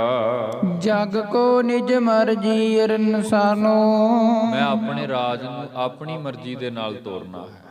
ਜਿਵੇਂ ਮੈਨੂੰ ਠੀਕ ਲੱਗੇਗਾ ਉਸ ਤਰੀਕੇ ਨਾਲ ਮੈਂ ਇਹ ਸਾਰੇ ਕਾਰਜ ਜਿਹੜੇ ਹਨ ਉਹ ਕਰਨੇ ਹਨ। ਸੁਨ ਤਬ ਸਾਜਹਾਂ ਸਮਝਾਈ, ਲੇਕਿਨ ਜਿਵੇਂ ਹੀ ਇਸ ਨੇ ਆਪਣੇ ਪਿਤਾ ਦੀ ਬਾਤ ਨਾ ਮੰਨ ਕੇ ਅੱਗੋਂ ਇਹ ਵਚਨ ਕਹਿ, ਸ਼ਾਹਜਹਾਂ ਨੇ ਜੇਲ੍ਹ ਵਿੱਚ ਬੈਠਿਆਂ ਹੋਇਆ ਇਸ ਨੂੰ ਫਿਰ ਇਹ ਬਾਤ ਸਮਝਾਈ। ਦੁਬਾਰਾ ਫਿਰ ਇਹ ਵਚਨ ਕਹੇ ਹਨ ਕਿ ਪੁੱਤਰ ਮੇਰੀ ਬਾਤ ਮੰਨ, ਜੋ ਕੁਝ ਮੈਂ ਤੈਨੂੰ ਕਹਿ ਰਿਹਾ ਇਹਦੇ ਵਿੱਚ ਤੇਰਾ ਭਲਾ ਹੈ। ਜੇ ਤੂੰ ਇਹ ਨਾ ਕੀਤਾ ਤੇਰਾ ਰਾਜ ਵੀ ਜਾਏਗਾ ਤੇ ਤੂੰ ਅੱਗੇ ਆਉਣ ਵਾਲੇ ਸਮੇਂ ਦੇ ਵਿੱਚ ਸਾਰਾ ਸਾਡਾ ਬਣਾਇਆ ਰਾਜ ਪਾਕ ਖਤਮ ਵੀ ਕਰੇਗਾ, ਆਪ ਵੀ ਖਤਮ ਹੋਵੇਗਾ। ਉਹਨੇ ਫਿਰ ਬੜੇ ਪਿਆਰ ਨਾਲ ਇਸ ਨੂੰ ਕੁਝ ਬਾਤਾਂ ਕਹੀਆਂ ਹਨ। ਜੇ ਤੂੰ ਕਰਹਿ ਬਿਗਰਿਆ ਸਜਾਈ, ਹਾਂ, ਜੇਕਰ ਜਿਵੇਂ ਤੂੰ ਕਹਿ ਰਿਹਾ ਵੀ ਮੈਂ ਆਪਣੀ ਮਰਜ਼ੀ ਨਾਲ ਕਰਾਂਗਾ, ਜੋ ਰੋਕ ਰਹੇ ਹੋ ਮੈਂ ਕਰਾਂਗਾ, ਤੇ ਫਿਰ ਸੱਚਮੁੱਚ ਤੂੰ ਆਪ ਵੀ ਜਾਏਗਾ ਤੇ ਇਹ ਰਾਜ ਵੀ ਜਾਂਦਾ ਰਹਿਣਾ, ਇਹ ਤਖਤ ਵੀ ਗਵਾਚ ਜਾਏਗਾ, ਇੱਥੋਂ ਦੇ ਮਾਲਕ ਫਿਰ ਕੋਈ ਹੋਰ ਹੋਣਗੇ। ਨੌਕਰਾਨ ਜੇ ਤਨ ਦੇ ਥੋਰਾ, ਸ਼ਾਹਜਹਾਂ ਨੇ ਕਿਹਾ ਵੀ ਜੇ ਤੂੰ ਆਪਣੇ ਨੌਕਰਾਂ ਨੂੰ, ਸਿਪਾਹੀਆਂ ਨੂੰ, ਕਰਿੰਦਿਆਂ ਨੂੰ ਥੋੜਾ ਧਨ ਦੇਵੇਂਗਾ, ਭਾਵ ਉਹਨਾਂ ਦੀ ਤਨਖਾਹਾਂ ਵਿੱਚ ਕਟੌਤੀਆਂ ਕਰ ਦੇਵੇਂਗਾ। ਇਹ ਕੁਝ ਇਸਨੇ ਕੀਤਾ ਸੀ ਜਦੋਂ ਇਹਨੇ ਰਾਜ ਭਾਗ ਸੰਭਾਲਿਆ ਨਾ। ਇਹਨੇ ਕੀਤਾ ਕਿ ਪਹਿਲਾਂ ਤਾਂ ਜਿਤਨੇ ਪ੍ਰਥਮ ਹਿੰਦੂ ਵੱਡੇ ਅਹੁਦੇਦਾਰ ਸੀ ਇਹਨੇ ਸਾਰੇ ਬਰਖਾਸਤ ਕਰ ਦਿੱਤੇ, ਸਭ ਕੱਢ ਦਿੱਤੇ, ਉੱਥੇ ਵੱਡੇ ਇਸਲਾਮੀ ਲਾਏ।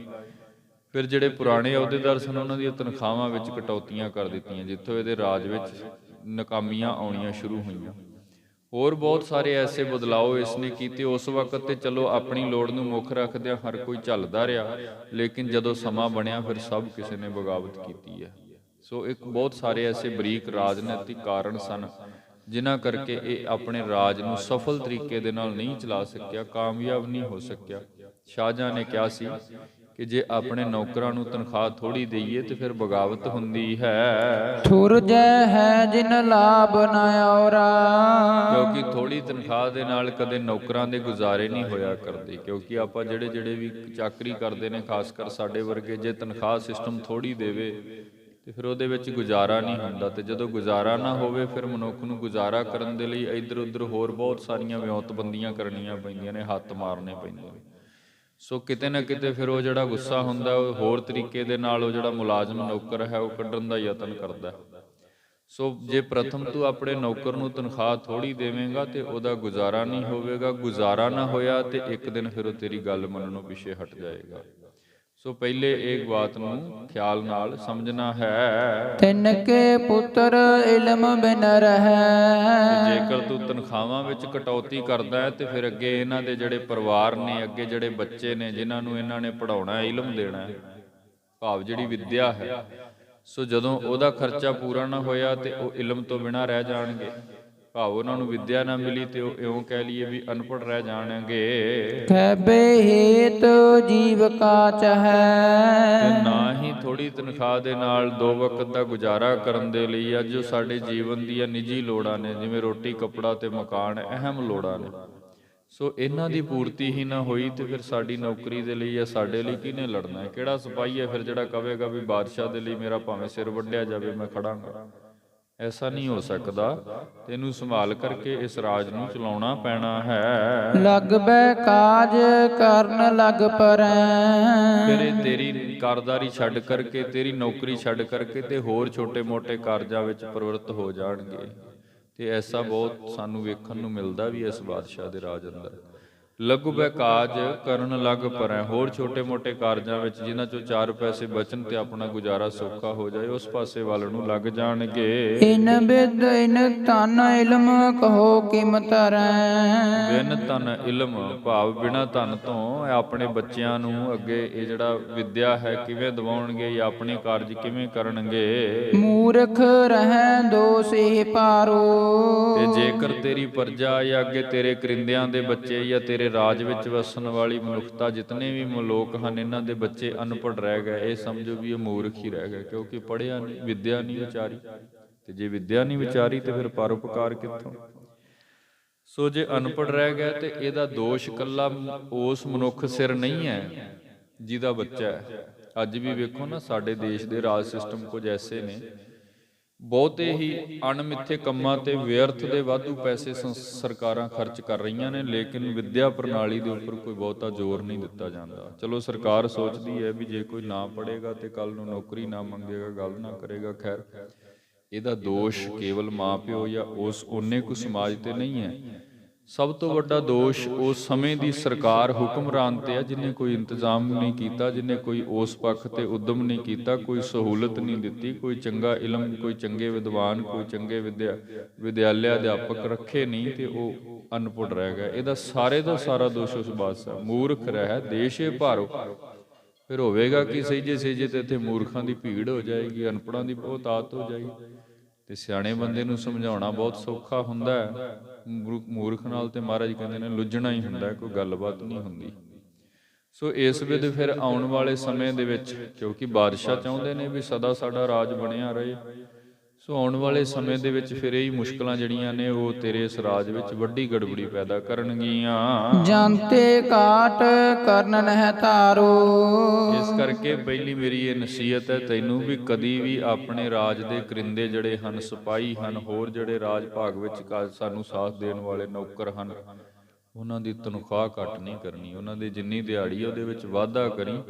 ਇਹ ਨਹੀਂ ਵੀ ਆਪਣਾ ਖਜ਼ਾਨਾ ਬਚਾਉਣ ਦੇ ਲਈ, ਜੰਗਾਂ ਲੜਨ ਦੇ ਲਈ ਤੇ ਉਹਨਾਂ ਦੀ ਤਨਖਾਹਾਂ ਅੰਦਰ, ਉਹਨਾਂ ਦੀਆਂ ਦਿਹਾੜੀਆਂ ਦੇ ਅੰਦਰੋਂ ਤੂੰ ਕਾਟਾ ਕਰ ਦੇਵੇਂ, ਤੇ ਫਿਰ ਆਉਣ ਵਾਲੇ ਸਮੇਂ ਵਿੱਚ ਤੇਰੇ ਲਈ ਮੁਸੀਬਤ ਹੋਵੇਗੀ। ਹਮ ਅਬੇ ਆਪਣੇ ਰਾਜ ਮਜਾਰੀ। ਤੇ ਦੂਜੀ ਗੱਲ, ਹੁਣ ਅਸੀਂ ਆਪਣੇ ਰਾਜ ਦੇ ਅੰਦਰ ਬਹੁਤ ਆਨੰਦ ਭੋਗ ਰਹੇ ਹਾਂ। ਭਾਵੇਂ ਠੀਕ ਹੈ ਲੜਾਈ ਚੱਲ ਰਹੀ ਹੈ, ਸ਼ਾਹਜਹਾਂ ਨੂੰ ਔਰੰਗਜ਼ੇਬ ਨੇ ਕੈਦ ਪਾਇਆ, ਤੇ ਇੱਕ ਪੁਸ਼ਤੈਨੀ ਲੜਾਈ ਕਹਿ ਲਈਏ, ਨਿੱਜੀ। ਜਿਵੇਂ ਪਿਤਾ ਕਹਿੰਦਾ ਵੀ ਮੈਂ ਤਖਤ ਤੇ ਬਵਾਂ ਜਦੋਂ ਤੱਕ ਜਿਉਂਦਾ, ਤੇ ਪੁੱਤਰ ਕਹਿੰਦਾ ਨਹੀਂ ਤੂੰ ਉੱਠ, ਹੁਣ ਮੇਰੀ ਵਾਰੀ ਹੈ। ਇਹਨੂੰ ਆਪਾਂ ਕਹਿ ਸਕਦੇ ਹਾਂ ਵੀ ਪਿਓ ਪੁੱਤ ਦੀ ਨਿੱਜੀ ਲੜਾਈ ਹੈ। ਚਲੋ ਦੇਸ਼ ਆਪਣੇ ਥਾਂ ਤੇ ਜਿਵੇਂ ਚੱਲ ਰਿਹਾ ਠੀਕ ਹੈ। ਸੋ ਇਸ ਸਾਡੇ ਦੇਸ਼ ਵਿੱਚ ਜੇ ਬਹੁਤ ਧਰਮਾਂ ਦੇ ਲੋਕ ਆਪਸ ਵਿੱਚ ਮਿਲ ਕਰਕੇ ਰਹਿ ਰਹੇ ਹਨ, ਦੇ ਹਿੰਦੁਨ ਕੋ ਧਰਮ ਬਿਗਾਰੀ। ਤੇ ਜੇਕਰ ਤੂੰ ਇਹਦੇ ਵਿੱਚੋਂ ਕਿਸੇ ਇੱਕ ਵੀ ਧਰਮ ਨੂੰ ਵਿਗਾੜਦਾ ਹੈ, ਖਤਮ ਕਰਦਾ ਹੈ, ਜਿਵੇਂ ਹਿੰਦੂਆਂ ਦੀ ਖਾਸ ਹੀ ਗੱਲ ਚੱਲਦੀ ਹੈ ਇਸ ਸਮੇਂ ਦੌਰਾਨ, ਔਰੰਗਜ਼ੇਬ ਬਾਦਸ਼ਾਹ ਦੇ ਸਮੇਂ ਦੌਰਾਨ, ਤੇ ਜੇਕਰ ਤੂੰ ਇਹਨਾਂ ਦੇ ਧਰਮ ਨੂੰ ਖਤਮ ਕਰਦਾ ਹੈ, ਸਮੇਂ ਪਾਏ ਹੋਏ ਹਿੰਦੂ ਰਾਜੇ। ਤੇ ਫਿਰ ਜੇ ਕਿਤੇ ਸਮਾਂ ਮਿਲਿਆ ਨਾ, ਤੇ ਦੂਰ ਦੇਸ਼ਾਂ ਵਿੱਚ ਵਸਣ ਵਾਲੇ ਜਿਹੜੇ ਹਿੰਦੂ ਰਾਜੇ ਹਨ, ਕਿਉਂਕਿ ਉਸ ਸਮੇਂ ਇਕੱਲਾ ਇਹ ਨਹੀਂ ਹੈ ਵੀ ਜੇ ਦਿੱਲੀ ਦੇ ਤਖਤ ਤੇ ਬਾਦਸ਼ਾਹ ਔਰੰਗਜ਼ੇਬ ਤੁਰਕ ਬਾਦਸ਼ਾਹ ਬੈਠਾ ਤੇ ਹੋਰ ਪਾਸੇ ਕੋਈ ਹਿੰਦੂ ਹੈ ਨਹੀਂ। ਇੱਧਰ ਨੂੰ ਜੈਪੁਰ ਵੱਲੇ ਜਾਂ ਅਜਮੇਰ ਵੱਲੇ ਜਿੰਨੇ ਮੁਹਿੰਮ ਫਤਿਹ ਕੀਤੇ ਨਾ ਅਕਬਰ ਨੇ, ਤੇ ਅੱਗੇ ਬਾਦਸ਼ਾਹ ਔਰੰਗਜ਼ੇਬ ਵੀ ਲੜਦਾ ਰਿਹਾ, ਉੱਧਰ ਸਾਰੇ ਹਿੰਦੂ ਰਾਜੇ ਸਨ। ਦੱਖਣ ਵਿੱਚ ਤਾਨੇਸ਼ਾਹ ਦਾ ਅੱਗੇ ਹੁਣ ਥੋੜਾ ਜਿਹਾ ਵਰਤਾਂਤ ਵੀ ਆਵੇਗਾ ਵਿਸਤਾਰ ਸਹਿਤ, ਉਹ ਸਾਰਾ ਹਿੰਦੂ, ਬਹੁਤ ਵੱਡਾ ਇਲਾਕਾ ਉਹਦੇ ਪਾਸ। ਫਿਰ ਸ਼ਾਹਜਹਾਂ ਕਹਿਣ ਲੱਗਾ ਵੀ ਇਹ ਸਾਡੇ ਤਖਤ ਦੇ ਚੌਗਿਰਦੇ ਦੂਰ ਦੇਸ਼ਾਂ ਵਿੱਚ ਜਿੰਨੇ ਨੇ ਨਾ, ਉਹ ਸਾਰੇ ਹਿੰਦੂ ਰਾਜੇ ਵੀ ਬੈਠੇ ਨੇ ਇਹਨਾਂ ਤਖਤਾਂ ਤੇ ਫੌਜਾਂ ਉਹਨਾਂ ਪਾਸ ਵੀ ਹੈਗੀਆਂ ਨੇ। ਜੇ ਇੱਕ ਇੱਥੇ ਝਗੜਾ ਛੇੜ ਦੇਵਾਂਗੇ ਨਾ, ਕੁਦਰਤੀ ਤੌਰ ਤੇ ਇੱਕ ਰਾਜਨੀਤੀ ਹੈ, ਇਹਨੂੰ ਵੀ ਸਮਝਣਾ ਸਾਡੇ ਲਈ ਬੜਾ ਜ਼ਰੂਰੀ ਹੈ। ਕਿਉਂਕਿ ਜੇ ਕੋਈ ਬਾਦਸ਼ਾਹ ਮੂਰਖਤਾ ਦੇ ਨਾਲ ਇੱਥੇ ਆਪਣੇ ਇੰਨੇ ਕੁ ਇਲਾਕੇ ਵਿੱਚ ਝਗੜਾ ਛੇੜ ਦੇਵੇਗਾ, ਤੇ ਫਿਰ ਕਈ ਥਾਵਾਂ ਐਸੀਆਂ ਵੀ ਨੇ ਜਿੱਥੇ ਹਿੰਦੂ ਰਾਜੇ ਵੀ ਤਖਤਾਂ ਤੇ ਬੈਠੇ ਨੇ, ਸੂਬੇਦਾਰ ਨੇ। ਫਿਰ ਹੋ ਸਕਦਾ ਉਹ ਆਪਣੀ ਕੌਮ ਨੂੰ ਇਕੱਤਰ ਕਰਕੇ ਕੋਈ ਉੱਧਰੋਂ ਬਗਾਵਤ ਛੇੜ ਦੇਣ, ਉਹਨਾਂ ਨਾਲ ਹੀ ਝਗੜਦੇ ਹਾਂ ਅਸੀਂ ਖੱਪ ਜਾਈਏ। ਸੋ ਇਹ ਰਾਜ ਚਲਾਉਣ ਦੀ ਠੀਕ ਨੀਤੀ ਨਹੀਂ ਹੈ, ਇਸ ਲਈ ਮੈਂ ਤੈਨੂੰ ਸੁਚੇਤ ਕਰ ਰਿਹਾ। ਤੇ ਫਿਰ ਜਿਹੜੇ ਹਿੰਦੂ ਰਾਜੇ ਹਨ, ਸਮੋ ਪਾਏ ਕਾ ਹਿੰਦੂ ਰਾਜੇ, ਕਰੈ ਸੋ ਤੁਰਕਨ ਸੰਗ ਕੁਕਾਜੇ। ਫਿਰ ਕਰਹਿ ਸੋ ਤੁਰਕਨ ਸੰਗ ਕੁਕਾਜੇ। ਵੇਖੋ ਕਿੰਨੀ ਸਪਸ਼ਟ ਗੱਲ ਕਹੀ ਭਾਈ ਸੰਤੋਖ ਸਿੰਘ ਸਾਹਿਬ ਜੀ ਹੋਰਾਂ ਨੇ, ਕਿ ਜੇ ਅਸੀਂ ਇੱਧਰ ਤਖਤ ਤੇ ਬੈਠ ਕਰਕੇ ਹਿੰਦੁਸਤਾਨ ਦੇਸ਼ ਵਿੱਚ ਇੱਥੇ ਹਿੰਦੂਆਂ ਦੇ ਨਾਲ ਇਦਾਂ ਵਿਰੋਧਤਾ ਕਰਦੇ ਆ ਤੇ ਫਿਰ ਇਹ ਵੀ ਨਿਸ਼ਚੈ ਵੀ ਜਿੱਥੇ ਉਹਨਾਂ ਦੇ ਰਾਜੇ ਬੈਠੇ ਹਨ ਉਹ ਸਾਡੇ ਜਿਤਨੇ ਤੁਰਕ ਭਰਾ ਹੋਰ ਬੈਠੇ ਹਨ ਉਹਨਾਂ ਨਾਲ ਵੀ ਉੱਜਤ ਕਰ ਸਕਦੇ ਨੇ, ਉਹਨਾਂ ਤੇ ਵੀ ਇਦਾਂ ਜ਼ਬਰ ਜ਼ੁਲਮ ਹੋ ਸਕਦਾ। ਤੇ ਕੁਦਰਤੀ ਗੱਲ ਹੈ ਗੁਰਮੁਖੋ, ਅੱਜ ਵੀ ਆਪਾਂ ਵੇਖਦੇ ਹਾਂ ਕਈ ਸਟੇਟ ਐਸੇ ਨੇ ਜਿੱਥੇ ਕਿਸੇ ਇੱਕ ਕੌਮ ਨੂੰ ਲੈ ਕਰਕੇ ਟਾਰਗੇਟ ਕਰਕੇ ਤੇ ਉਹਦੇ ਤੇ ਜ਼ੁਲਮ ਕੀਤਾ ਜਾਂਦਾ। ਪਿੱਛੇ ਵੀ ਥੋੜਾ ਸਮਾਂ ਪਹਿਲਾਂ 2 ਸਟੇਟਾਂ ਦੀਆਂ ਜੰਗਾਂ ਚੱਲ ਰਹੀਆਂ ਨੇ, ਬੜਾ ਭਿਅੰਕਰ ਮੰਜ਼ਰ ਹੈ, ਵਿਸਤਾਰ ਸਹਿਤ ਵੇਖੀਏ ਕਦੇ ਉਹਨਾਂ ਨੂੰ। ਹੁਣ ਇੱਕ ਕੌਮ ਨੂੰ ਲੈ ਕਰਕੇ ਤੇ ਉਹਦੇ ਤੇ ਦੂਜਾ ਜਿਹੜਾ ਰਾਜਨੀਤਿਕ ਧੜਾ ਹੈ, ਜਿਹਦੇ ਕੋਲ ਤਖਤ ਹੈ, ਜਿਹਦੇ ਕੋਲ ਤਾਕਤ ਹੈ, ਉਹ ਉਹਨੂੰ ਟਾਰਗੇਟ ਕਰਕੇ ਤੇ ਉਹਦੇ ਤੇ ਜ਼ੁਲਮ ਕਰੇ, ਫਿਰ ਨਿਸ਼ਚੈ ਹੀ ਕਿਤੇ ਦੂਜੇ ਦੇਸ਼ ਵਿੱਚ, ਦੂਜੇ ਥਾਂ ਤੇ, ਦੂਜੇ ਸੂਬੇ ਵਿੱਚ ਕੋਈ ਦੂਜਾ ਰਾਜਾ ਵੀ ਬੈਠਾ ਹੋਣਾ, ਉਹਨੇ ਫਿਰ ਉੱਥੋਂ ਦੇ ਲੋਕਾਂ ਨਾਲ ਹਿਸਾਬ ਪੂਰਾ ਕਰ ਲੈਣਾ। ਸੋ ਇਦਾਂ ਹੁੰਦਾ ਕੀ ਹੈ, ਫਿਰ ਇੱਕ ਬਹੁਤ ਵੱਡਾ ਯੁੱਧ ਸ਼ੁਰੂ ਹੋ ਜਾਂਦਾ ਹੈ, ਜਿਹਨੂੰ ਆਪਾਂ ਵਿਸ਼ਵ ਯੁੱਧ ਕਹਿ ਦਈਏ, ਜਾਂ ਵੱਡਾ ਇੱਕ ਭਾਰੀ ਯੁੱਧ ਜੋ ਪੂਰੇ ਸੂਬੇ ਵਿੱਚ, ਪੂਰੇ ਦੇਸ਼ ਵਿੱਚ। ਸੋ ਇਸ ਵੇਲੇ ਇਹ ਕੋਈ ਚੰਗੀ ਨੀਤੀ ਨਹੀਂ ਹੈ। ਸ਼ਾਹਜਹਾਂ ਕਹਿ ਰਿਹਾ ਸੀ ਵੀ ਜੇ ਆਪਣੇ ਰਾਜ ਨੂੰ ਠੀਕ ਢੰਗ ਨਾਲ ਚਲਾਉਣਾ ਹੈ ਨਾ ਤੇ ਅਜੇ ਇਹਨਾਂ ਕੰਮਾਂ ਨੂੰ ਸੰਕੋਚ ਕੇ ਕਰੀ, ਕਿਉਂਕਿ ਇਹ ਜਿਹੜੇ ਤੇਰੇ ਕਾਰਜ ਹਨ ਇਹ ਤੇਰੇ ਲਈ ਮੁਸੀਬਤ ਖੜੀ ਕਰ ਸਕਦੇ ਹਨ। ਤੇ ਦੂਸਰਾ ਇੱਕ, ਚਲੋ ਇੱਥੇ ਜ਼ਿਕਰ ਨਹੀਂ ਹੈ ਪਰ ਮੈਂ ਵਿਸਤਾਰ ਸਹਿਤ ਵਿੱਚੋਂ ਥੋੜੀ ਜੀ ਗੱਲ ਕਰ ਦੇਣਾ, ਇਹ ਬਾਦਸ਼ਾਹ ਨੇ ਕੀਤਾ ਕਿਉਂ, ਕਾਰਨ ਕੀ ਹੈ, ਔਰੰਗਜ਼ੇਬ ਨੇ ਕਿਉਂ ਕੀਤਾ, ਜੋ ਸਾਡੇ ਇਤਿਹਾਸਕਾਰ ਵਿਸ਼ਲੇਸ਼ਣ ਕਰਦੇ ਨੇ ਨਾ ਇਸ ਗੱਲ ਦਾ। ਇਹ ਬੜਾ ਤਵੱਸਵੀ ਕੱਟੜ ਬਾਦਸ਼ਾਹ ਹੈ ਇਸਲਾਮੀ, ਲੇਕਿਨ ਜਦ ਜੋ ਕੁਝ ਕਰਕੇ ਇਹ ਤਖਤ ਤੇ ਬੈਠਾ ਹੈ ਨਾ, ਸੰਸਾਰਿਕ ਪੱਧਰ ਤੇ ਇਹਦੀ ਛਵੀ ਜਿਹੜੀ ਹੈ ਆਮ ਲੋਕਾਂ ਦੇ ਅੰਦਰ, ਵੱਖ-ਵੱਖ ਧਰਮਾਂ ਦੇ ਵਿੱਚ, ਬਾਕੀ ਸਾਰੇ ਆਮ ਸੂਬਿਆਂ ਦੇ ਰਾਜਿਆਂ ਦੇ ਮਨਾਂ ਵਿੱਚ ਬਹੁਤ ਭੈੜੀ ਬਣ ਚੁੱਕੀ ਹੈ। ਜਿਹਨੇ ਪਿਤਾ ਨੂੰ ਕੈਦ ਪਾਇਆ, ਭਰਾਵਾਂ ਨੂੰ ਕਤਲ ਕੀਤਾ, ਜਿਹਨੇ ਪੀਰਾਂ ਫਕੀਰਾਂ ਨੂੰ ਕਤਲ ਕੀਤਾ, ਖਾਸ ਕਰ ਗੁਰੂ ਤੇਗ ਬਹਾਦਰ ਮਹਾਰਾਜ ਜੀਆਂ ਨੂੰ ਜਦੋਂ ਇਸ ਨੇ ਇਹ ਸ਼ਹੀਦ ਕੀਤਾ, ਉਦੋਂ ਬਾਅਦ ਇਹਦੇ ਲਈ ਬੜਾ ਖਤਰਨਾਕ ਸਮਾਂ ਪੈਦਾ ਹੋ ਗਿਆ। ਫਿਰ ਇਹਨੇ ਆਪਣੇ ਆਪ ਨੂੰ ਸੱਚਾ ਸੁੱਚਾ ਦੱਸਣ ਦੇ ਲਈ ਨਾ ਕੁਝ ਐਸੀਆਂ ਵਿਉਂਤਬੰਦੀਆਂ ਕੀਤੀਆਂ ਸਨ, ਕੁਝ ਐਸੀ, ਕਿਉਂਕਿ ਅਕਸਰ ਹੁੰਦਾ ਜਦੋਂ ਮਨੁੱਖ ਬਹੁਤਾ ਹੀ ਅੰਦਰੂਨੀ ਪੱਧਰ ਤੇ ਪਾਪੀ ਹੋ ਜਾਵੇ ਨਾ, ਫਿਰ ਉਹ ਕੋਈ ਨਾ ਕੋਈ ਜੁਗਤ ਲੱਭਦਾ ਵੀ ਹੁਣ ਕਿਵੇਂ ਮੈਂ ਆਪਣੇ ਆਪ ਨੂੰ ਸਾਫ਼ ਸੁਥਰਾ ਲੋਕਾਈ ਦੇ ਸਾਹਮਣੇ ਪੇਸ਼ ਕਰਾਂ। ਸਾਡਾ ਇਤਿਹਾਸ ਤੇ ਇਹ ਵੀ ਕਹਿੰਦਾ ਕਿ ਇਹਨੇ ਆਪਣੇ ਪਾਸ ਤੋਂ ਕੁਝ ਵਿਸ਼ੇਸ਼ ਤੋਹਫੇ ਘੱਲੇ ਸਨ। ਆਪਣੇ ਮੁਖੀ ਜੋ ਉਸ ਸਮੇਂ ਦੇ ਮੱਕੇ ਦੇ ਆਗੂ ਨੇ, ਜਿਹੜੇ ਵੱਡੇ ਉਸ ਉੱਚੀ ਪਦਵੀ ਤੇ ਬਹਿੰਦੇ ਨੇ, ਤੇ ਉਹਨਾਂ ਨੇ ਇਹਦੇ ਤੋਹਫਿਆਂ ਨੂੰ ਸਵੀਕਾਰ ਹੀ ਨਹੀਂ ਕੀਤਾ। ਕਹਿਣ ਲੱਗੇ ਜਿੰਨੇ ਜ਼ੁਲਮ ਉਹਨੇ ਕੀਤੇ ਨੇ ਨਾ, ਅਸੀਂ ਨਹੀਂ ਲਵਾਂਗੇ, ਵਾਪਸ ਕਰ ਦਿੱਤੇ। ਉਹ ਘਟਨਾ ਬੜੇ ਵੱਡੇ ਪੱਧਰ ਤੇ ਉਸ ਸਮੇਂ ਇਸ ਦੇਸ਼ ਵਿੱਚ ਪ੍ਰਚਾਰੀ ਗਈ ਕਿ ਔਰੰਗਜ਼ੇਬ ਦੇ ਜਿਹੜੇ ਤੋਹਫੇ ਹਨ ਉਹ ਵਾਪਸ ਆ ਗਏ ਹਨ। ਉੱਥੋਂ ਦੇ ਮੁਖੀ ਧਾਰਮਿਕ ਵੱਡੇ ਆਗੂ ਜਿਹੜੇ ਇਸਲਾਮ ਦੇ ਨੇ, ਉਹਨਾਂ ਨੇ ਪ੍ਰਵਾਨ ਨਹੀਂ ਕੀਤੇ। ਬੜਾ ਦੁੱਖ ਹੋਇਆ ਇਸ ਨੂੰ, ਕਰੇ ਕੀ। ਲੇਕਿਨ ਫਿਰ ਇਹਨੇ ਆਪਣੇ ਆਪ ਨੂੰ ਇਸਲਾਮੀਆਂ ਦਾ ਬਹੁਤ ਵੱਡਾ, ਇਉਂ ਕਹਿ ਲਈਏ, ਚਿੰਤਕ ਬਣਨ ਦੇ ਲਈ ਵੀ ਮੈਂ ਇਸ ਧਰਮ ਦਾ ਬੜਾ ਪ੍ਰਚਾਰ ਕਰ ਲਿਆ। ਫਿਰ ਇਹਨੇ ਕਾਜੀ ਮੁਲਾੜਿਆਂ ਨਾਲ ਮਿਲ ਕਰਕੇ ਤੇ ਵਿਚਲੀ ਵਿਉਂਤਬੰਦੀ ਕੱਢੀ ਵੀ ਆਪਾਂ ਪੰਥ ਦਾ ਪ੍ਰਚਾਰ ਕਰਨੇ ਆ, ਸਾਰਾ ਸਟੇਟ ਹੀ ਇਸਲਾਮੀ ਕਰ ਦਿੰਦੇ ਆ, ਫਿਰ ਤੇ ਪ੍ਰਸੰਨ ਹੋ ਜਾਣਗੇ ਨਾ। ਹੁਣ ਗੱਲ ਕੁਝ ਨਿੱਜੀ ਬੰਦਿਆਂ ਦੀ ਸੀ, ਮਸਲਾ ਕੁਝ ਹੋਰ ਸੀ, ਲੁਕਾਉਣੇ ਉਹਦੇ ਪਾਪ ਸਨ ਤੇ ਕਰ ਕੁਝ ਹੋਰ ਦਿੱਤਾ। ਸੋ ਜਿਵੇਂ ਜਿਵੇਂ ਅੱਗੇ ਤੋਂ ਅੱਗੇ ਫਿਰ ਇਹ ਕਾਰਜ ਕਰਦਾ ਗਿਆ, ਬਸ ਆਪਣਿਆਂ ਅਮਲਾਂ ਦੇ ਵਿੱਚ ਐਸਾ ਫਸਦਾ ਗਿਆ ਕਿ ਅਖੀਰ ਤੱਕ ਫਿਰ ਇਹਨੂੰ ਇਸ ਧਰਤੀ ਤੇ ਮਰਨ ਨੂੰ ਵੀ ਥਾਂ ਨਹੀਂ ਲੱਭੀ। ਕਿਉਂਕਿ ਸਾਡਾ ਇਤਿਹਾਸ ਕਹਿੰਦਾ ਜਿਸ ਦਿਨ ਧੰਨ ਗੁਰੂ ਗੋਬਿੰਦ ਸਿੰਘ ਸਾਹਿਬ ਜੀ ਮਹਾਰਾਜ ਨੇ ਜ਼ਫਰਨਾਮਾ ਲਿਖ ਕੇ ਇਹਦੇ ਵੱਲ ਤੋਰਿਆ, ਪੜ੍ਹਦਿਆਂ ਹੀ ਇਹਦੇ ਹੱਥ ਵਿੱਚੋਂ ਸ਼ਸਤਰ ਡਿੱਗ ਪਏ ਸਨ, ਖੜਾ ਨਹੀਂ ਹੋ ਸਕਿਆ, ਬਿਮਾਰ ਹੋ ਕੇ ਮਰਿਆ। ਸੋ ਤਖਤ ਤੇ ਬੈਠਦਿਆਂ ਹੀ ਇਹਦਾ ਪਿਤਾ ਸ਼ਾਹਜਹਾਂ, ਜਿਹਨੂੰ ਇਹਨੇ ਕੈਦ ਵਿੱਚ ਪਾਇਆ, ਉਹ ਇਹਨੂੰ ਨਸੀਹਤਾਂ ਲਿਖ ਲਿਖ ਕੇ ਭੇਜ ਰਿਹਾ ਵੀ ਆਹ ਕੰਮ ਨਾ ਕਰੀ ਪੁੱਤਰ, ਏਦਾਂ ਨਾ ਕਰੀ, ਤੂੰ ਫਸ ਜਾਏਗਾ, ਤੇਰੇ ਤੋਂ ਰਾਜ ਸੰਭਣਾ ਨਹੀਂ। ਕਿਉਂਕਿ ਉਹਨੂੰ ਪਤਾ, ਜਿਹਨੇ ਜੰਮਿਆ ਹੋਵੇ ਉਸ ਨੂੰ ਪਤਾ ਹੁੰਦਾ ਵੀ ਕਿੰਨੀ ਕੁ ਇਹ ਵੱਡੀ ਮੱਤ ਦਾ ਮਾਲਕ ਹੈ, ਕਿੰਨਾ ਕੁ ਸਿਆਣਾ। ਕਹਿਣ ਲੱਗਾ ਸਮੋ ਪਾਏ ਹੋਏ ਹਿੰਦੂ ਰਾਜੇ, ਕਰੈ ਸੋ ਤੁਰਕਨ ਸੰਗ ਕੁਕਾਜੇ। ਫਿਰ ਜੇ ਅੱਜ ਇੱਥੇ ਇਹਨਾਂ ਨਾਲ ਅਸੀਂ ਵਿਗਾੜ ਪੈਦਾ ਕਰਦੇ ਆ ਨਾ, ਤੇ ਕੱਲ ਨੂੰ ਫਿਰ ਜਿਹੜੇ ਬਾਹਰ ਦੇ ਸੂਬਿਆਂ ਵਿੱਚ ਹਿੰਦੂ ਰਾਜੇ ਬੈਠੇ ਨੇ, ਉੱਥੇ ਫਿਰ ਜਿੰਨੀ ਸਾਡੀ ਮੁਲਕੀਅਤ ਕੌਮ ਬੈਠੀ ਹੈ, ਫਿਰ ਉਹਨਾਂ ਨਾਲ ਵੀ ਕੋਈ ਕਾਜ ਕਰਨਗੇ, ਉਹਨਾਂ ਦੇ ਧਰਮ ਦੀ ਵੀ ਹਾਨੀ ਹੋਵੇਗੀ, ਜ਼ਰੂਰ ਨਿਸ਼ਚੈ ਉਹਨਾਂ ਦੀ ਮਰਿਆਦਾ ਵੀ ਭੰਗ ਕੀਤੀ ਜਾਏਗੀ। ਸੋ ਇਸ ਵੇਲੇ ਉਹਨੇ ਇਸ ਨੂੰ ਸਮਝਾਇਆ ਹੈ, ਤਾਨੇ ਸ਼ਾਹ ਬਣਿਓ ਜੇ ਰਹਿ। ਉਧਰ ਤਾਨੇ ਸ਼ਾਹ ਦੀ ਗੱਲ ਆਉਂਦੀ ਹੈ, ਦੱਖਣ ਦੇਸ਼ ਦਾ ਜਿਹੜਾ ਮੁੱਖ ਐਲਕਾਰ ਵੱਡਾ ਸੂਬੇਦਾਰ ਰਾਜਾ। ਸੋ ਤਾਨੇ ਸ਼ਾਹ ਜੇ ਬਣਿਓ ਜੇ ਰਹਿ, ਜੇਕਰ ਤੇ ਤਾਨੇ ਸ਼ਾਹ ਨਾਲ ਸਾਡੀ ਇਦਾਂ ਹੀ ਸੰਧੀ ਚੱਲਦੀ ਰਵੇ ਤੇ ਇਧਰੋਂ ਵੀ ਸਾਨੂੰ ਕਾਫੀ ਫਾਇਦਾ ਹੈ। ਕਿਉਂਕਿ ਦੱਖਣ ਦੀ ਮੁਹਿੰਮ ਸ਼ਾਹਜਹਾਂ ਨਹੀਂ ਛੇੜੀ, ਜਹਾਂਗੀਰ ਨਹੀਂ ਛੇੜੀ, ਅਕਬਰ ਨਹੀਂ ਛੇੜੀ, ਬਾਦਸ਼ਾਹ ਔਰੰਗਜ਼ੇਬ ਨੇ ਜਾ ਕਰਕੇ ਉਹਦੇ ਨਾਲ ਹੁੱਜਤ ਕੀਤੀ। ਸੋ ਜੇ ਤਾਨੇਸ਼ਾਹ ਨਾਲ ਇਦਾਂ ਹੀ ਬਣੀ ਗੱਲ ਰਹਿੰਦੀ ਹੈ ਤੇ ਉਧਰੋਂ ਵੀ ਸਾਨੂੰ ਕੁਝ ਫਾਇਦਾ ਹੈ ਜੀ, ਸ਼ਹਿਨਸ਼ਾਹ ਮਹਿ ਸਭ ਕਹੈ। ਕਿਉਂਕਿ ਇੱਧਰ ਤੇ ਸਾਨੂੰ ਸਾਰੇ ਸ਼ਹਿਨਸ਼ਾਹ ਕਹਿੰਦੇ ਨੇ, ਬਾਦਸ਼ਾਹ ਕਹਿੰਦੇ ਨੇ। ਜਦੋਂ ਕਿਤੇ ਬਾਦਸ਼ਾਹ ਨੇ ਆਉਣਾ ਚੁੱਕ ਚੁੱਕ ਕੇ ਸਾਰਿਆਂ ਸਲਾਮਾਂ ਕਰਨੀਆਂ, ਇਹਦਾ ਰੁਤਬਾ ਬਣਿਆ ਇਹਦਾ। ਸੋ ਬਾਦਸ਼ਾਹ ਹੋ ਕੇ ਇਦਾਂ ਦੇ ਕੰਮ ਨਾ ਕਰੀਏ ਕਿ ਸਾਡੀ ਇਧਰੋਂ ਵੀ ਜਾਂਦੀ ਰਵੇ ਤੇ ਉਧਰੋਂ ਵੀ ਕੁਝ ਨਾ ਮਿਲੇ। ਸਮਝਾ ਰਿਹਾ ਸੀ ਬਾਦਸ਼ਾਹ ਜੀ।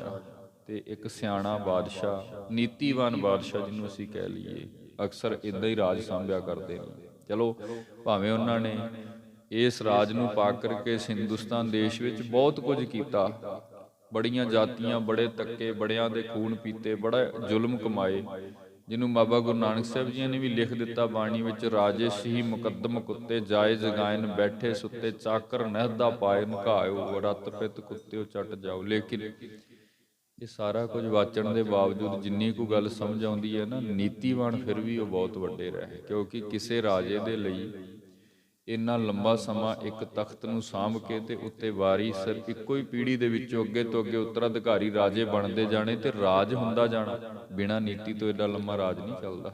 ਬਾਬਰ ਆਇਆ, ਬਾਬਰ ਤੋਂ ਬਾਅਦ ਫਿਰ ਅੱਗੇ ਅੱਗੇ ਜਿਵੇਂ ਅਕਬਰ ਬਹੁਤ ਲੰਬਾ ਸਮਾਂ ਰਾਜ ਕਰ ਗਿਆ, ਜਹਾਂਗੀਰ ਬੈਠਾ ਰਿਹਾ, ਸ਼ਾਹਜਹਾਂ, ਔਰੰਗਜ਼ੇਬ ਦਾ ਪੁੱਤਰ ਬਹਾਦਰ ਸ਼ਾਹ, ਅੱਗੇ ਉਹਦੇ ਥਾਪੇ ਹੋਏ ਐਲਕਰ ਫਰਖਸ਼ੀਰ ਵਰਗੇ, ਲੰਬਾ ਸਮਾਂ ਇਹ ਨੀਤੀ ਚਾਹੀਦੀ ਹੈ ਇੱਥੇ। ਜੇ ਨੀਤੀ ਨਹੀਂ, ਇੱਕ ਬਾਦਸ਼ਾਹ ਸਮੇਂ ਦੇ ਸਮੀਕਰਨ ਨਹੀਂ ਬੁੱਝ ਸਕਦਾ, ਕਿੱਧਰੋਂ ਉਸ ਨੂੰ ਕੀ ਨੁਕਸਾਨ ਹੈ, ਕਿੱਧਰੋਂ ਉਹਦੇ ਤੇ ਕਿਹੜੀ ਮੁਹਿੰਮ ਕਿਸ ਵਕਤ ਟੁੱਟ ਕੇ ਪੈਣ ਵਾਲੀ ਹੈ ਤੇ ਮੁਕਾਬਲਾ ਕਿੱਦਾਂ ਕਰਨਾ ਤੇ ਕਿੱਥੇ ਉਸ ਨੇ ਸਮਾਂ ਵੇ ਤਾੜ ਕੇ ਹਮਲਾ ਕਰਨਾ। ਜੇ ਬਾਦਸ਼ਾਹ ਕੋਲ ਨੀਤੀ ਨਹੀਂ ਤੇ ਉਹਨੇ ਕੀ ਖਾਕ ਰਾਜ ਚਲਾਉਣਾ। ਇਸ ਲਈ ਬਹੁਤ ਨੀਤੀ ਦੀ ਲੋੜ ਹੈ। ਤੇ ਅਸੀਂ ਕਹਿ ਸਕਦੇ ਹਾਂ ਵੀ ਜਿੰਨਾ ਕੁ ਰਾਜ ਇਹਨਾਂ ਨੇ ਕੀਤਾ, ਨੀਤੀ ਤੇ ਹੈ ਸੀ, ਲੇਕਿਨ ਇਸ ਨੀਤੀ ਦੇ ਦੌਰਾਨ ਵੀ ਬਹੁਤ ਕੁਝ ਐਸਾ ਕਰ ਦਿੱਤਾ ਜਿਹਨੂੰ ਫਿਰ ਬਾਬਾ ਜੀ ਦੀ ਬਾਣੀ ਨੇ ਪੁਕਾਰ ਕੇ ਕਿਹਾ ਵੀ ਇਹ ਤੁਸਾਂ ਨੇ ਬਹੁਤ ਜ਼ੁਲਮ ਕੀਤਾ ਹੈ, ਬੜੇ ਜ਼ੁਲਮੀ ਰਾਜੇ ਹੋ। ਇੱਕ ਗੁਣ ਇਹ ਦੂਸਰ ਸੁਨਕਾਨ। ਇੱਕ ਤੇ ਇਹ ਦੱਸਿਆ, ਦੂਸਰੀ ਗੱਲ ਸ਼ਾਹਜਹਾਂ ਬਾਦਸ਼ਾਹ ਜਿਹੜਾ ਹੈ ਇਸ ਨੂੰ ਦੱਸ ਰਿਹਾ ਸੀ, ਜੋ ਦੱਖਣ ਕੋ ਦੇਸ਼ ਮਹਾਨ। ਦੱਖਣ ਦੇਸ਼ ਜਿੱਧਰ ਦਾ ਇਹ ਰਾਜਾ ਤਾਨੇਸ਼ਾਹ, ਸੋ ਉਹ ਜਿਹੜਾ ਦੇਸ਼ ਬੜਾ ਵੱਡਾ ਦੇਸ਼ ਹੈ ਜੀ, ਤਿਤ ਹੀ ਰੋਕ ਰਖੈ ਦਲ ਸਾਰੇ। ਤੇ ਉਧਰੋਂ ਜਿਤਨੇ ਵੀ ਚੜ ਕੇ ਆਉਂਦੇ ਨੇ, ਜਿਤਨੀ ਵੀ ਮੁਹਿੰਮ ਇੱਧਰ ਸਾਡਾ ਰਾਜ ਨੂੰ ਫਤਿਹ ਕਰਨ ਦੇ ਲਈ ਦੂਸਰੇ ਰਾਜਾਂ ਦੇ ਦੇਸ਼ਾਂ ਦੇ ਜਿਹੜੇ ਯੋਧੇ ਚੜ ਕੇ ਆਉਂਦੇ ਨੇ, ਉਹ ਉਧਰ ਉੱਥੇ ਹੀ ਉਹਦੇ ਨਾਲ ਮੁਕਾਬਲਾ ਕਰਕੇ ਰੋਕ ਕੇ ਰੱਖਦਾ ਹੈ। ਇੱਕ ਸਰਹੱਦ ਬਣੀ ਹੋਈ ਹੈ। ਸੋ ਉਹ ਵੀ ਸਾਡੇ ਲਈ ਲਾਹੇਵੰਦ ਹੈ। ਹਮ ਸੋ ਪਰਹਿ ਨਾ ਜੰਗ ਅਖਾਰੇ।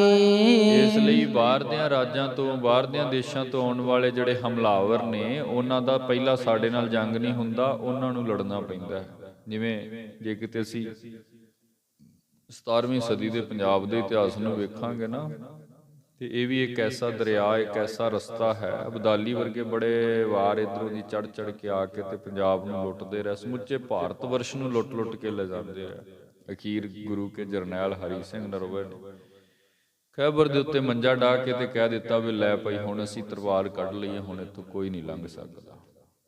ਇੱਧਰ ਵਾਲੇ ਸਾਰੇ ਦੇ ਸਾਰੇ ਫਿਰ ਮਹਿਫੂਜ਼ ਹੋ ਗਏ, ਭਾਵੇਂ ਉਹ ਪਠਾਨ ਸਨ, ਭਾਵੇਂ ਗੋਰਖੇ ਸਨ, ਕੋਈ ਵੀ ਸਨ। ਜਦੋਂ ਤੱਕ ਖਾਲਸਾਈ ਜਰਨੈਲ ਆਪਣੀ ਤੇਗ ਲੈ ਕਰਕੇ ਉਸ ਥਾਂ ਤੇ ਬਹਿ ਗਿਆ, ਉਹਨੇ ਇੱਕ ਹੱਦ ਕੱਢ ਦਿੱਤੀ, ਉਹਨੇ ਇੱਕ ਸਰਹੱਦ ਬਣਾ ਦਿੱਤੀ ਵੀ ਖਾਲਸਾ ਫੌਜ ਇਹਦੀ ਜੰਗ ਫਤਿਹ ਹੋਵੇਗੀ ਤੇ ਤੁਸੀਂ ਅੱਗੇ ਕਿਸੇ ਨਾਲ ਜੜ ਕੇ ਲੜ ਸਕਦੇ ਹੋ, ਭਾਵੇਂ ਕਿ ਉੱਥੇ ਖਾਲਸੇ ਨੂੰ ਬੜੀ ਕੁਰਬਾਨੀ ਦੇਣੀ ਪਈ, ਲੇਕਿਨ ਹਿੰਦੁਸਤਾਨ ਦਾ ਤਖਤ ਮਹਿਫੂਜ਼ ਹੋ ਗਿਆ। ਅਬਦਾਲੀ ਵਰਗੇ ਚੜ ਕੇ ਨਹੀਂ ਆ ਸਕੇ। ਸੋ ਇਸ ਵਿਧ ਨਾ ਜਿਹੜਾ ਦੱਖਣ ਦੇਸ਼ ਤੋਂ ਇਹ ਤਾਨੇਸ਼ਾਹ ਜਿਹੜਾ ਰਾਜਾ ਹੈ, ਉਹ ਸਾਡੇ ਲਈ ਕਿਤੇ ਨਾ ਕਿਤੇ ਲਾਹੇਵੰਦ ਹੈ। ਬਾਹਰ ਦੇ ਰਾਜਾਂ ਦੇ ਜਿਹੜੇ ਹਮਲਾਵਰ ਨੇ, ਜਿਹੜੇ ਇੱਥੋਂ ਦੇ ਤਖਤ ਨੂੰ ਪਾਉਣ ਦੇ ਲਈ ਆਉਂਦੇ, ਕਿਉਂਕਿ ਜੇ ਮੈਂ ਬੇਨਤੀ ਕਰਾਂ, ਬਾਬਰ ਨੂੰ ਵੀ ਇੱਕ ਇਹ ਤਰੀਕਾ ਲੱਭਾ ਸੀ, ਸੱਦਿਆ ਤੇ ਭਾਵੇਂ ਇੱਥੋਂ ਦਿਆਂ ਨਹੀਂ ਸੀ, ਲੇਕਿਨ ਮੌਕਾ ਮਿਲ ਗਿਆ ਤਖਤ ਤੇ ਹਥਿਆਉਣ ਦਾ। ਸੋ ਉਹ ਸਾਡੇ ਲਈ ਲਾਹੇਵੰਦ ਹਨ, ਕਿਉਂਕਿ ਕਿਸੇ ਵੀ ਹਮਲਾਵਰ ਨੇ ਜਿਹਨੇ ਹਮਲਾ ਕਰਨਾ, ਸਾਡੇ ਤੱਕ ਪਹੁੰਚਣ ਤੋਂ ਪਹਿਲਾਂ ਉਸ ਨੂੰ ਉੱਥੇ ਰੋਕ ਲੈਂਦੇ ਹਨ, ਜੰਗ ਦੇ ਵਿੱਚ ਬਹੁਤ ਭਾਰੀ ਨੁਕਸਾਨ ਕਰ ਦਿੰਦੇ ਹਨ, ਤੇ ਇੱਥੋਂ ਤੱਕ ਆਉਂਦਿਆਂ ਉਹਦੀ ਤਾਕਤ ਬਹੁਤ ਕਮਜ਼ੋਰ ਹੋ ਜਾਂਦੀ ਹੈ। ਇਸ ਲਈ ਰਾਜ ਬੇਸ਼ੱਕ ਕਰ, ਤਖਤ ਸੰਭਾਲ ਲੈ, ਪਰੰਤੂ ਕੁਝ ਐਸਾ ਨਾ ਕਰੀ ਜਿਹਦੇ ਕਰਕੇ ਸਾਰਾ ਰਾਜ ਨਾਸ ਹੋ ਜਾਏ। ਇਤਿਆਦਿਕ ਜੇ ਨੀਤ ਬਤਾਈ। ਇਤਿਆਦਿਕ ਭਾਈ ਸੰਤੋਖ ਸਿੰਘ ਸਾਹਿਬ ਜੀ ਜ਼ਿਕਰ ਕਰਦੇ ਨੇ। ਇਤਿਆਦਿਕ ਇਦਾਂ ਨਾ ਜੋ ਬਾਤਾਂ ਸ਼ਾਹਜਹਾਂ ਨੇ ਆਪਣੇ ਇਸ ਨਿਕੰਮੇ ਪੁੱਤਰ ਔਰੰਗਜ਼ੇਬ ਨੂੰ ਦਸੀਆਂ ਹਨ। ਕਹੇ ਦੋਸ ਗੁਣ ਤਿੰਨ ਸਮੁਦਾਈ। ਉਸ ਨੇ ਆਪਣੇ ਜੀਵਨ ਦੇ ਤਜਰਬੇ ਅਨੁਸਾਰ ਜੋ ਕੁਝ ਵੀ ਵੇਖਿਆ, ਚੰਗਾ ਜਾਂ ਮਾੜਾ, ਦੋਸ਼ ਗੁਣ ਦੋਵੇਂ ਗੱਲਾਂ ਲਿਖੀਆਂ ਨੇ। ਜੋ ਕੁਝ ਵੀ ਜਿੰਨਾ ਸਮਾਂ ਉਹ ਤਖਤ ਤੇ ਬੈਠਾ ਰਿਹਾ ਤੇ ਜੋ ਉਸਨੇ ਮਹਿਸੂਸ ਕੀਤਾ ਵੀ ਇੱਧਰੋਂ ਸਰਹੱਦ ਇਸ ਵਿਧ ਇਹ ਰਾਜ ਸਲਾਮਤ ਰਹਿ ਸਕਦਾ, ਇੱਧਰੋਂ ਠੀਕ ਇੱਦਾਂ ਕਰਨਾ ਪਵੇ, ਜੋ ਵੀ ਉਹਨੂੰ ਚੰਗਾ ਜਾਂ ਮਾੜਾ ਉੱਥੇ ਆਪਣੇ ਤਜਰਬੇ ਅਨੁਸਾਰ ਸਮਝ ਆਇਆ ਉਸਨੇ ਇਹਨੂੰ ਦੱਸ ਦਿੱਤਾ, ਕਿਉਂਕਿ ਉਹਨੂੰ ਪਤਾ ਵੀ ਹੁਣ ਤਖਤ ਤੇ ਇਸਨੇ ਸਾਂਭਣਾ। ਤੇ ਇਕੱਲਾ ਔਰੰਗਜ਼ੇਬ ਦੇ ਰਾਜ ਤਖਤ ਦੀ ਗੱਲ ਨਹੀਂ ਹੈ, ਸਮੁੱਚੇ ਇਸਲਾਮੀ ਰਾਜ ਦੀ ਗੱਲ ਹੈ। ਸਾਰੇ ਦੇਸ਼ ਦੇ ਵਿੱਚ ਇਸ ਰਾਜ ਦੀ ਗੱਲ ਹੈ। ਤੇ ਔਰੰਗਜ਼ੇਬ ਨੂੰ ਇਹ ਹੈ ਵੀ ਪੁੱਤਰ ਦੀ ਤੇ ਕੋਈ ਗੱਲ ਨਹੀਂ, ਜੇ ਰਾਜ ਖੁੱਸ ਗਿਆ ਤੇ ਸਾਰੀ ਉਮਰ ਦਾ ਕਲੰਕ ਸਾਡੇ ਤੇ ਆ ਜਾਣਾ ਵੀ ਇਹਨਾਂ ਨੇ ਗਵਾ ਦਿੱਤਾ। ਤੇ ਉਹ ਕੁਝ ਇਸਨੇ ਅਖੀਰ ਕਰ ਵੀ ਦਿੱਤਾ। ਸੋ ਇਸ ਬਿਦਨਾ ਉਹਨੇ ਇਹ ਜਿਹੜੇ ਗੁਣ ਦੋਸ਼ ਸਨ ਆਪ ਇੱਕ ਵਾਰ ਯਤਨ ਕੀਤਾ। ਕੁਝ ਇਤਿਹਾਸਕਾਰ ਕਹਿੰਦੇ ਨੇ ਉਸਨੇ ਇਹਨੂੰ ਪਾਸ ਬੁਲਾ ਕੇ ਸਮਝਾਇਆ, ਕੁਝ ਕਹਿੰਦੇ ਨੇ ਜੀ ਉਹਨੇ ਜੇਲ੍ਹ ਵਿੱਚੋਂ ਚਿੱਠੀਆਂ ਰਾਹੀਂ ਇਸ ਨੂੰ ਇਹ ਸਾਰੀਆਂ ਹਦਾਇਤਾਂ ਦਿੱਤੀਆਂ ਸਨ ਵੀ ਇਹ ਕੰਮ ਤੂੰ ਤਖਤ ਤੇ ਬਹਿ ਕੇ ਨਹੀਂ ਕਰਨੇ ਹਨ। ਤਉ ਨ ਮੂਰਖ ਨੇ ਮਨ ਮਾਨੇ। ਲੇਕਿਨ ਫਿਰ ਵੀ ਇਹ ਜਿਹੜਾ ਮੂਰਖ ਹੈ, ਇਸ ਮੂਰਖ ਬਾਦਸ਼ਾਹ ਨੇ ਇੱਕ ਵੀ ਗੱਲ ਆਪਣੇ ਪਿਤਾ ਦੀ ਨਹੀਂ ਮੰਨੀ ਹੈ। ਪਦਰ ਕਹੇ ਉਲਟੇ ਸਭ ਠਾਨੇ। ਜੋ ਬਾਤਾਂ ਇਸ ਦੇ ਪਿਤਾ ਸ਼ਾਹਜਹਾਂ ਨੇ ਕਹੀਆਂ ਸਨ ਇਹ ਸਾਰੇ ਫੈਸਲੇ ਉਹਦੇ ਉਲਟ ਕਰਦਾ ਰਿਹਾ। ਜੋ ਉਸਨੇ ਹਦਾਇਤਾਂ ਦਿੱਤੀਆਂ ਸਨ, ਨਸੀਹਤਾਂ ਦਿੱਤੀਆਂ ਸਨ, ਇਹਨੇ ਸਭ ਉਲਟੀ ਨੀਤੀ ਦੇ ਨਾਲ ਉੱਥੇ ਵਰਤਿਆ ਹੈ। ਉਤੇ ਰਜਪਤ ਸੋਦਰ ਮਹਾ। ਇਸ ਵਿਦਨਾ ਇਸ ਨੇ ਸਭ ਤੋਂ ਪਹਿਲੇ ਤੇ ਉਹ ਜਿਹੜਾ ਬਾਦਸ਼ਾਹ ਨੇ ਕਿਹਾ ਸੀਗਾ ਵੀ ਸਿਪਾਹੀਆਂ ਦੇ ਨਾਲ ਠੀਕ ਸਲੂਕ ਕਰਨਾ ਹੈ, ਕਾਰਦਾਰਾਂ ਦੇ ਨੂੰ ਤਨਖਾਹਾਂ ਪੂਰੀਆਂ ਦੇਣੀਆਂ ਨੇ। ਸੋ ਸਭ ਤੋਂ ਪਹਿਲਾਂ ਇਹਨੇ ਉਹਨਾਂ ਦੀਆਂ ਤਨਖਾਹਾਂ ਅੰਦਰ ਕਟੌਤੀ ਕਰ ਦਿੱਤੀ। ਜਿੰਨੀ ਤਨਖਾਹ ਮਿਲਦੀ ਸੀ ਉਹਦੇ ਵਿੱਚੋਂ ਕੁਝ ਹਿੱਸਾ ਜਿਹੜਾ ਸਰਕਾਰੀ ਖਜ਼ਾਨੇ ਪਾ ਦਿੱਤਾ ਹੈ। ਤਬ ਤੇ 60 ਦੇਨ ਲਗਤਾ ਹਾਂ। ਕਿਉਂਕਿ ਇਸ ਤੋਂ ਪਹਿਲਾਂ ਜਿਤਨੀ ਸਿਪਾਹੀਆਂ ਨੂੰ ਤਨਖਾਹ ਮਿਲਦੀ ਹੈ ਉਹਦਾ ਕੋਈ 60% ਕਹਿ ਲਈਏ ਜਿਹੜਾ ਹਿੱਸਾ ਹੈ, ਹੁਣ ਇਹਦੇ ਰਾਜ ਵਿੱਚ ਉਹਨਾਂ ਨੂੰ ਅਦਾ ਹੁੰਦਾ 40% ਕੱਟਿਆ ਗਿਆ ਹੈ। ਸੋ ਇਹ ਇੱਕ ਬੜੇ ਦੁੱਖ ਦਾ ਕਾਰਨ ਕਹਿ ਲਈਏ, ਕਿਉਂਕਿ ਇੱਥੋਂ ਫਿਰ ਰਾਜਾਂ ਦੇ ਪਤਨ ਹੋ ਜਾਂਦੇ ਨੇ। ਜਿਵੇਂ ਜਿਤਨਾ ਮਿਲਦਾ ਹੈ ਉਹਦਾ 60% ਕੱਟ ਕੇ ਸਰਕਾਰੀ ਖਜ਼ਾਨੇ ਪਾ ਦੇਣਾ ਵੀ ਇਹ ਫਾਲਤੂ ਮਿਲ ਰਿਹਾ ਹੈ। ਸੋ ਫਿਰ ਜਿਹੜੇ ਕਾਰਦਾਰ ਹੁੰਦੇ ਨੇ ਉਹ ਫਿਰ ਆਪਣੇ ਤਰੀਕੇ ਦੇ ਨਾਲ ਲੁੱਟ ਖੋਹ ਦੀ ਨੀਤੀ, ਚੋਰੀ ਜਾਂ ਹੋਰ ਬਹੁਤ ਸਾਰੀ ਰਿਸ਼ਵਤਖੋਰੀ, ਬੜੇ ਇੱਦਾਂ ਦੇ ਫਿਰ ਅੱਗੇ ਪੈਤੜੇ ਚੱਲਦੇ ਨੇ। ਸੋ ਇਹ ਵੀ ਇਹਦਾ ਇੱਕ ਨਿਕੰਮਾ ਫੈਸਲਾ ਸੀ ਜਿਸ ਨੇ ਇਸ ਦੇ ਰਾਜ ਨੂੰ ਖਤਮ ਕੀਤਾ। ਹੋਰ ਕੁਝ ਕਾਰਨ ਨੇ, ਅੱਗੇ ਤਾਨੇਸ਼ਾਹ ਦੀ ਗੱਲ ਆਵੇਗੀ, ਕਿਉਂਕਿ ਪਿਤਾ ਦੇ ਰੋਕਣ ਦੇ ਬਾਵਜੂਦ ਵੀ ਇਹਨੇ ਦੱਖਣ ਤੇ ਹਮਲਾ ਬੋਲਿਆ। ਸੋ ਉਹ ਵੀ ਇਹਦੇ ਲਈ ਬੜਾ ਨੁਕਸਾਨਦਾਇਕ ਹੋਇਆ। ਸੋ ਜਿਵੇਂ ਇਹ ਸਭ ਕੁਝ ਵਰਤਦਾ ਹੈ, ਆਉਣ ਵਾਲੇ ਦੀਵਾਨਾਂ ਵਿੱਚ ਵਿਸਤਾਰ ਸਹਿਤ ਸਾਰੀਆਂ ਘਟਨਾਵਾਂ ਆਪ ਸੰਗਤਾਂ ਦੇ ਨਾਲ ਇੱਦਾਂ ਹੀ ਵਿਸਤਾਰ ਸਹਿਤ ਸਾਂਝੀਆਂ ਕਰਨ ਦਾ ਯਤਨ ਕਰਾਂਗੇ। ਅੱਜ ਸਮਾਂ ਹੋ ਚੁੱਕਾ, ਵਿਚਾਰਾਂ ਨੂੰ ਆਪਾਂ ਇੱਥੇ ਵਿਸ਼ਰਾਮ ਦਿੰਦੇ ਹਾਂ। ਗੁਰੂ ਇਤਿਹਾਸ ਵਾਚਦੀਆਂ ਹੋਈਆਂ ਬੇਅੰਤ ਭੁੱਲਾਂ ਗੁਰਦੇਵ ਗੁਰੂ ਕੀ ਸੰਗਤ ਆਪ ਬਖਸ਼ ਲੈਣਾ ਜੀ। ਆਓ ਅਖੀਰਲੀਆਂ ਪੰਕਤੀਆਂ ਪੜ੍ਹ ਕੇ ਸਮਾਪਤੀ ਹੈ ਜੀ। ਉਤੇ ਰਜਪਨ ਸੋਦਰ ਮਹਾ। ਤਬ ਤੇ 60 ਦੇਨ ਲਗਤਾ ਹਾਂ। ਵਾਹਿਗੁਰੂ ਜੀ ਕਾ ਖਾਲਸਾ, ਵਾਹਿਗੁਰੂ ਜੀ ਕੀ ਫਤਿਹ।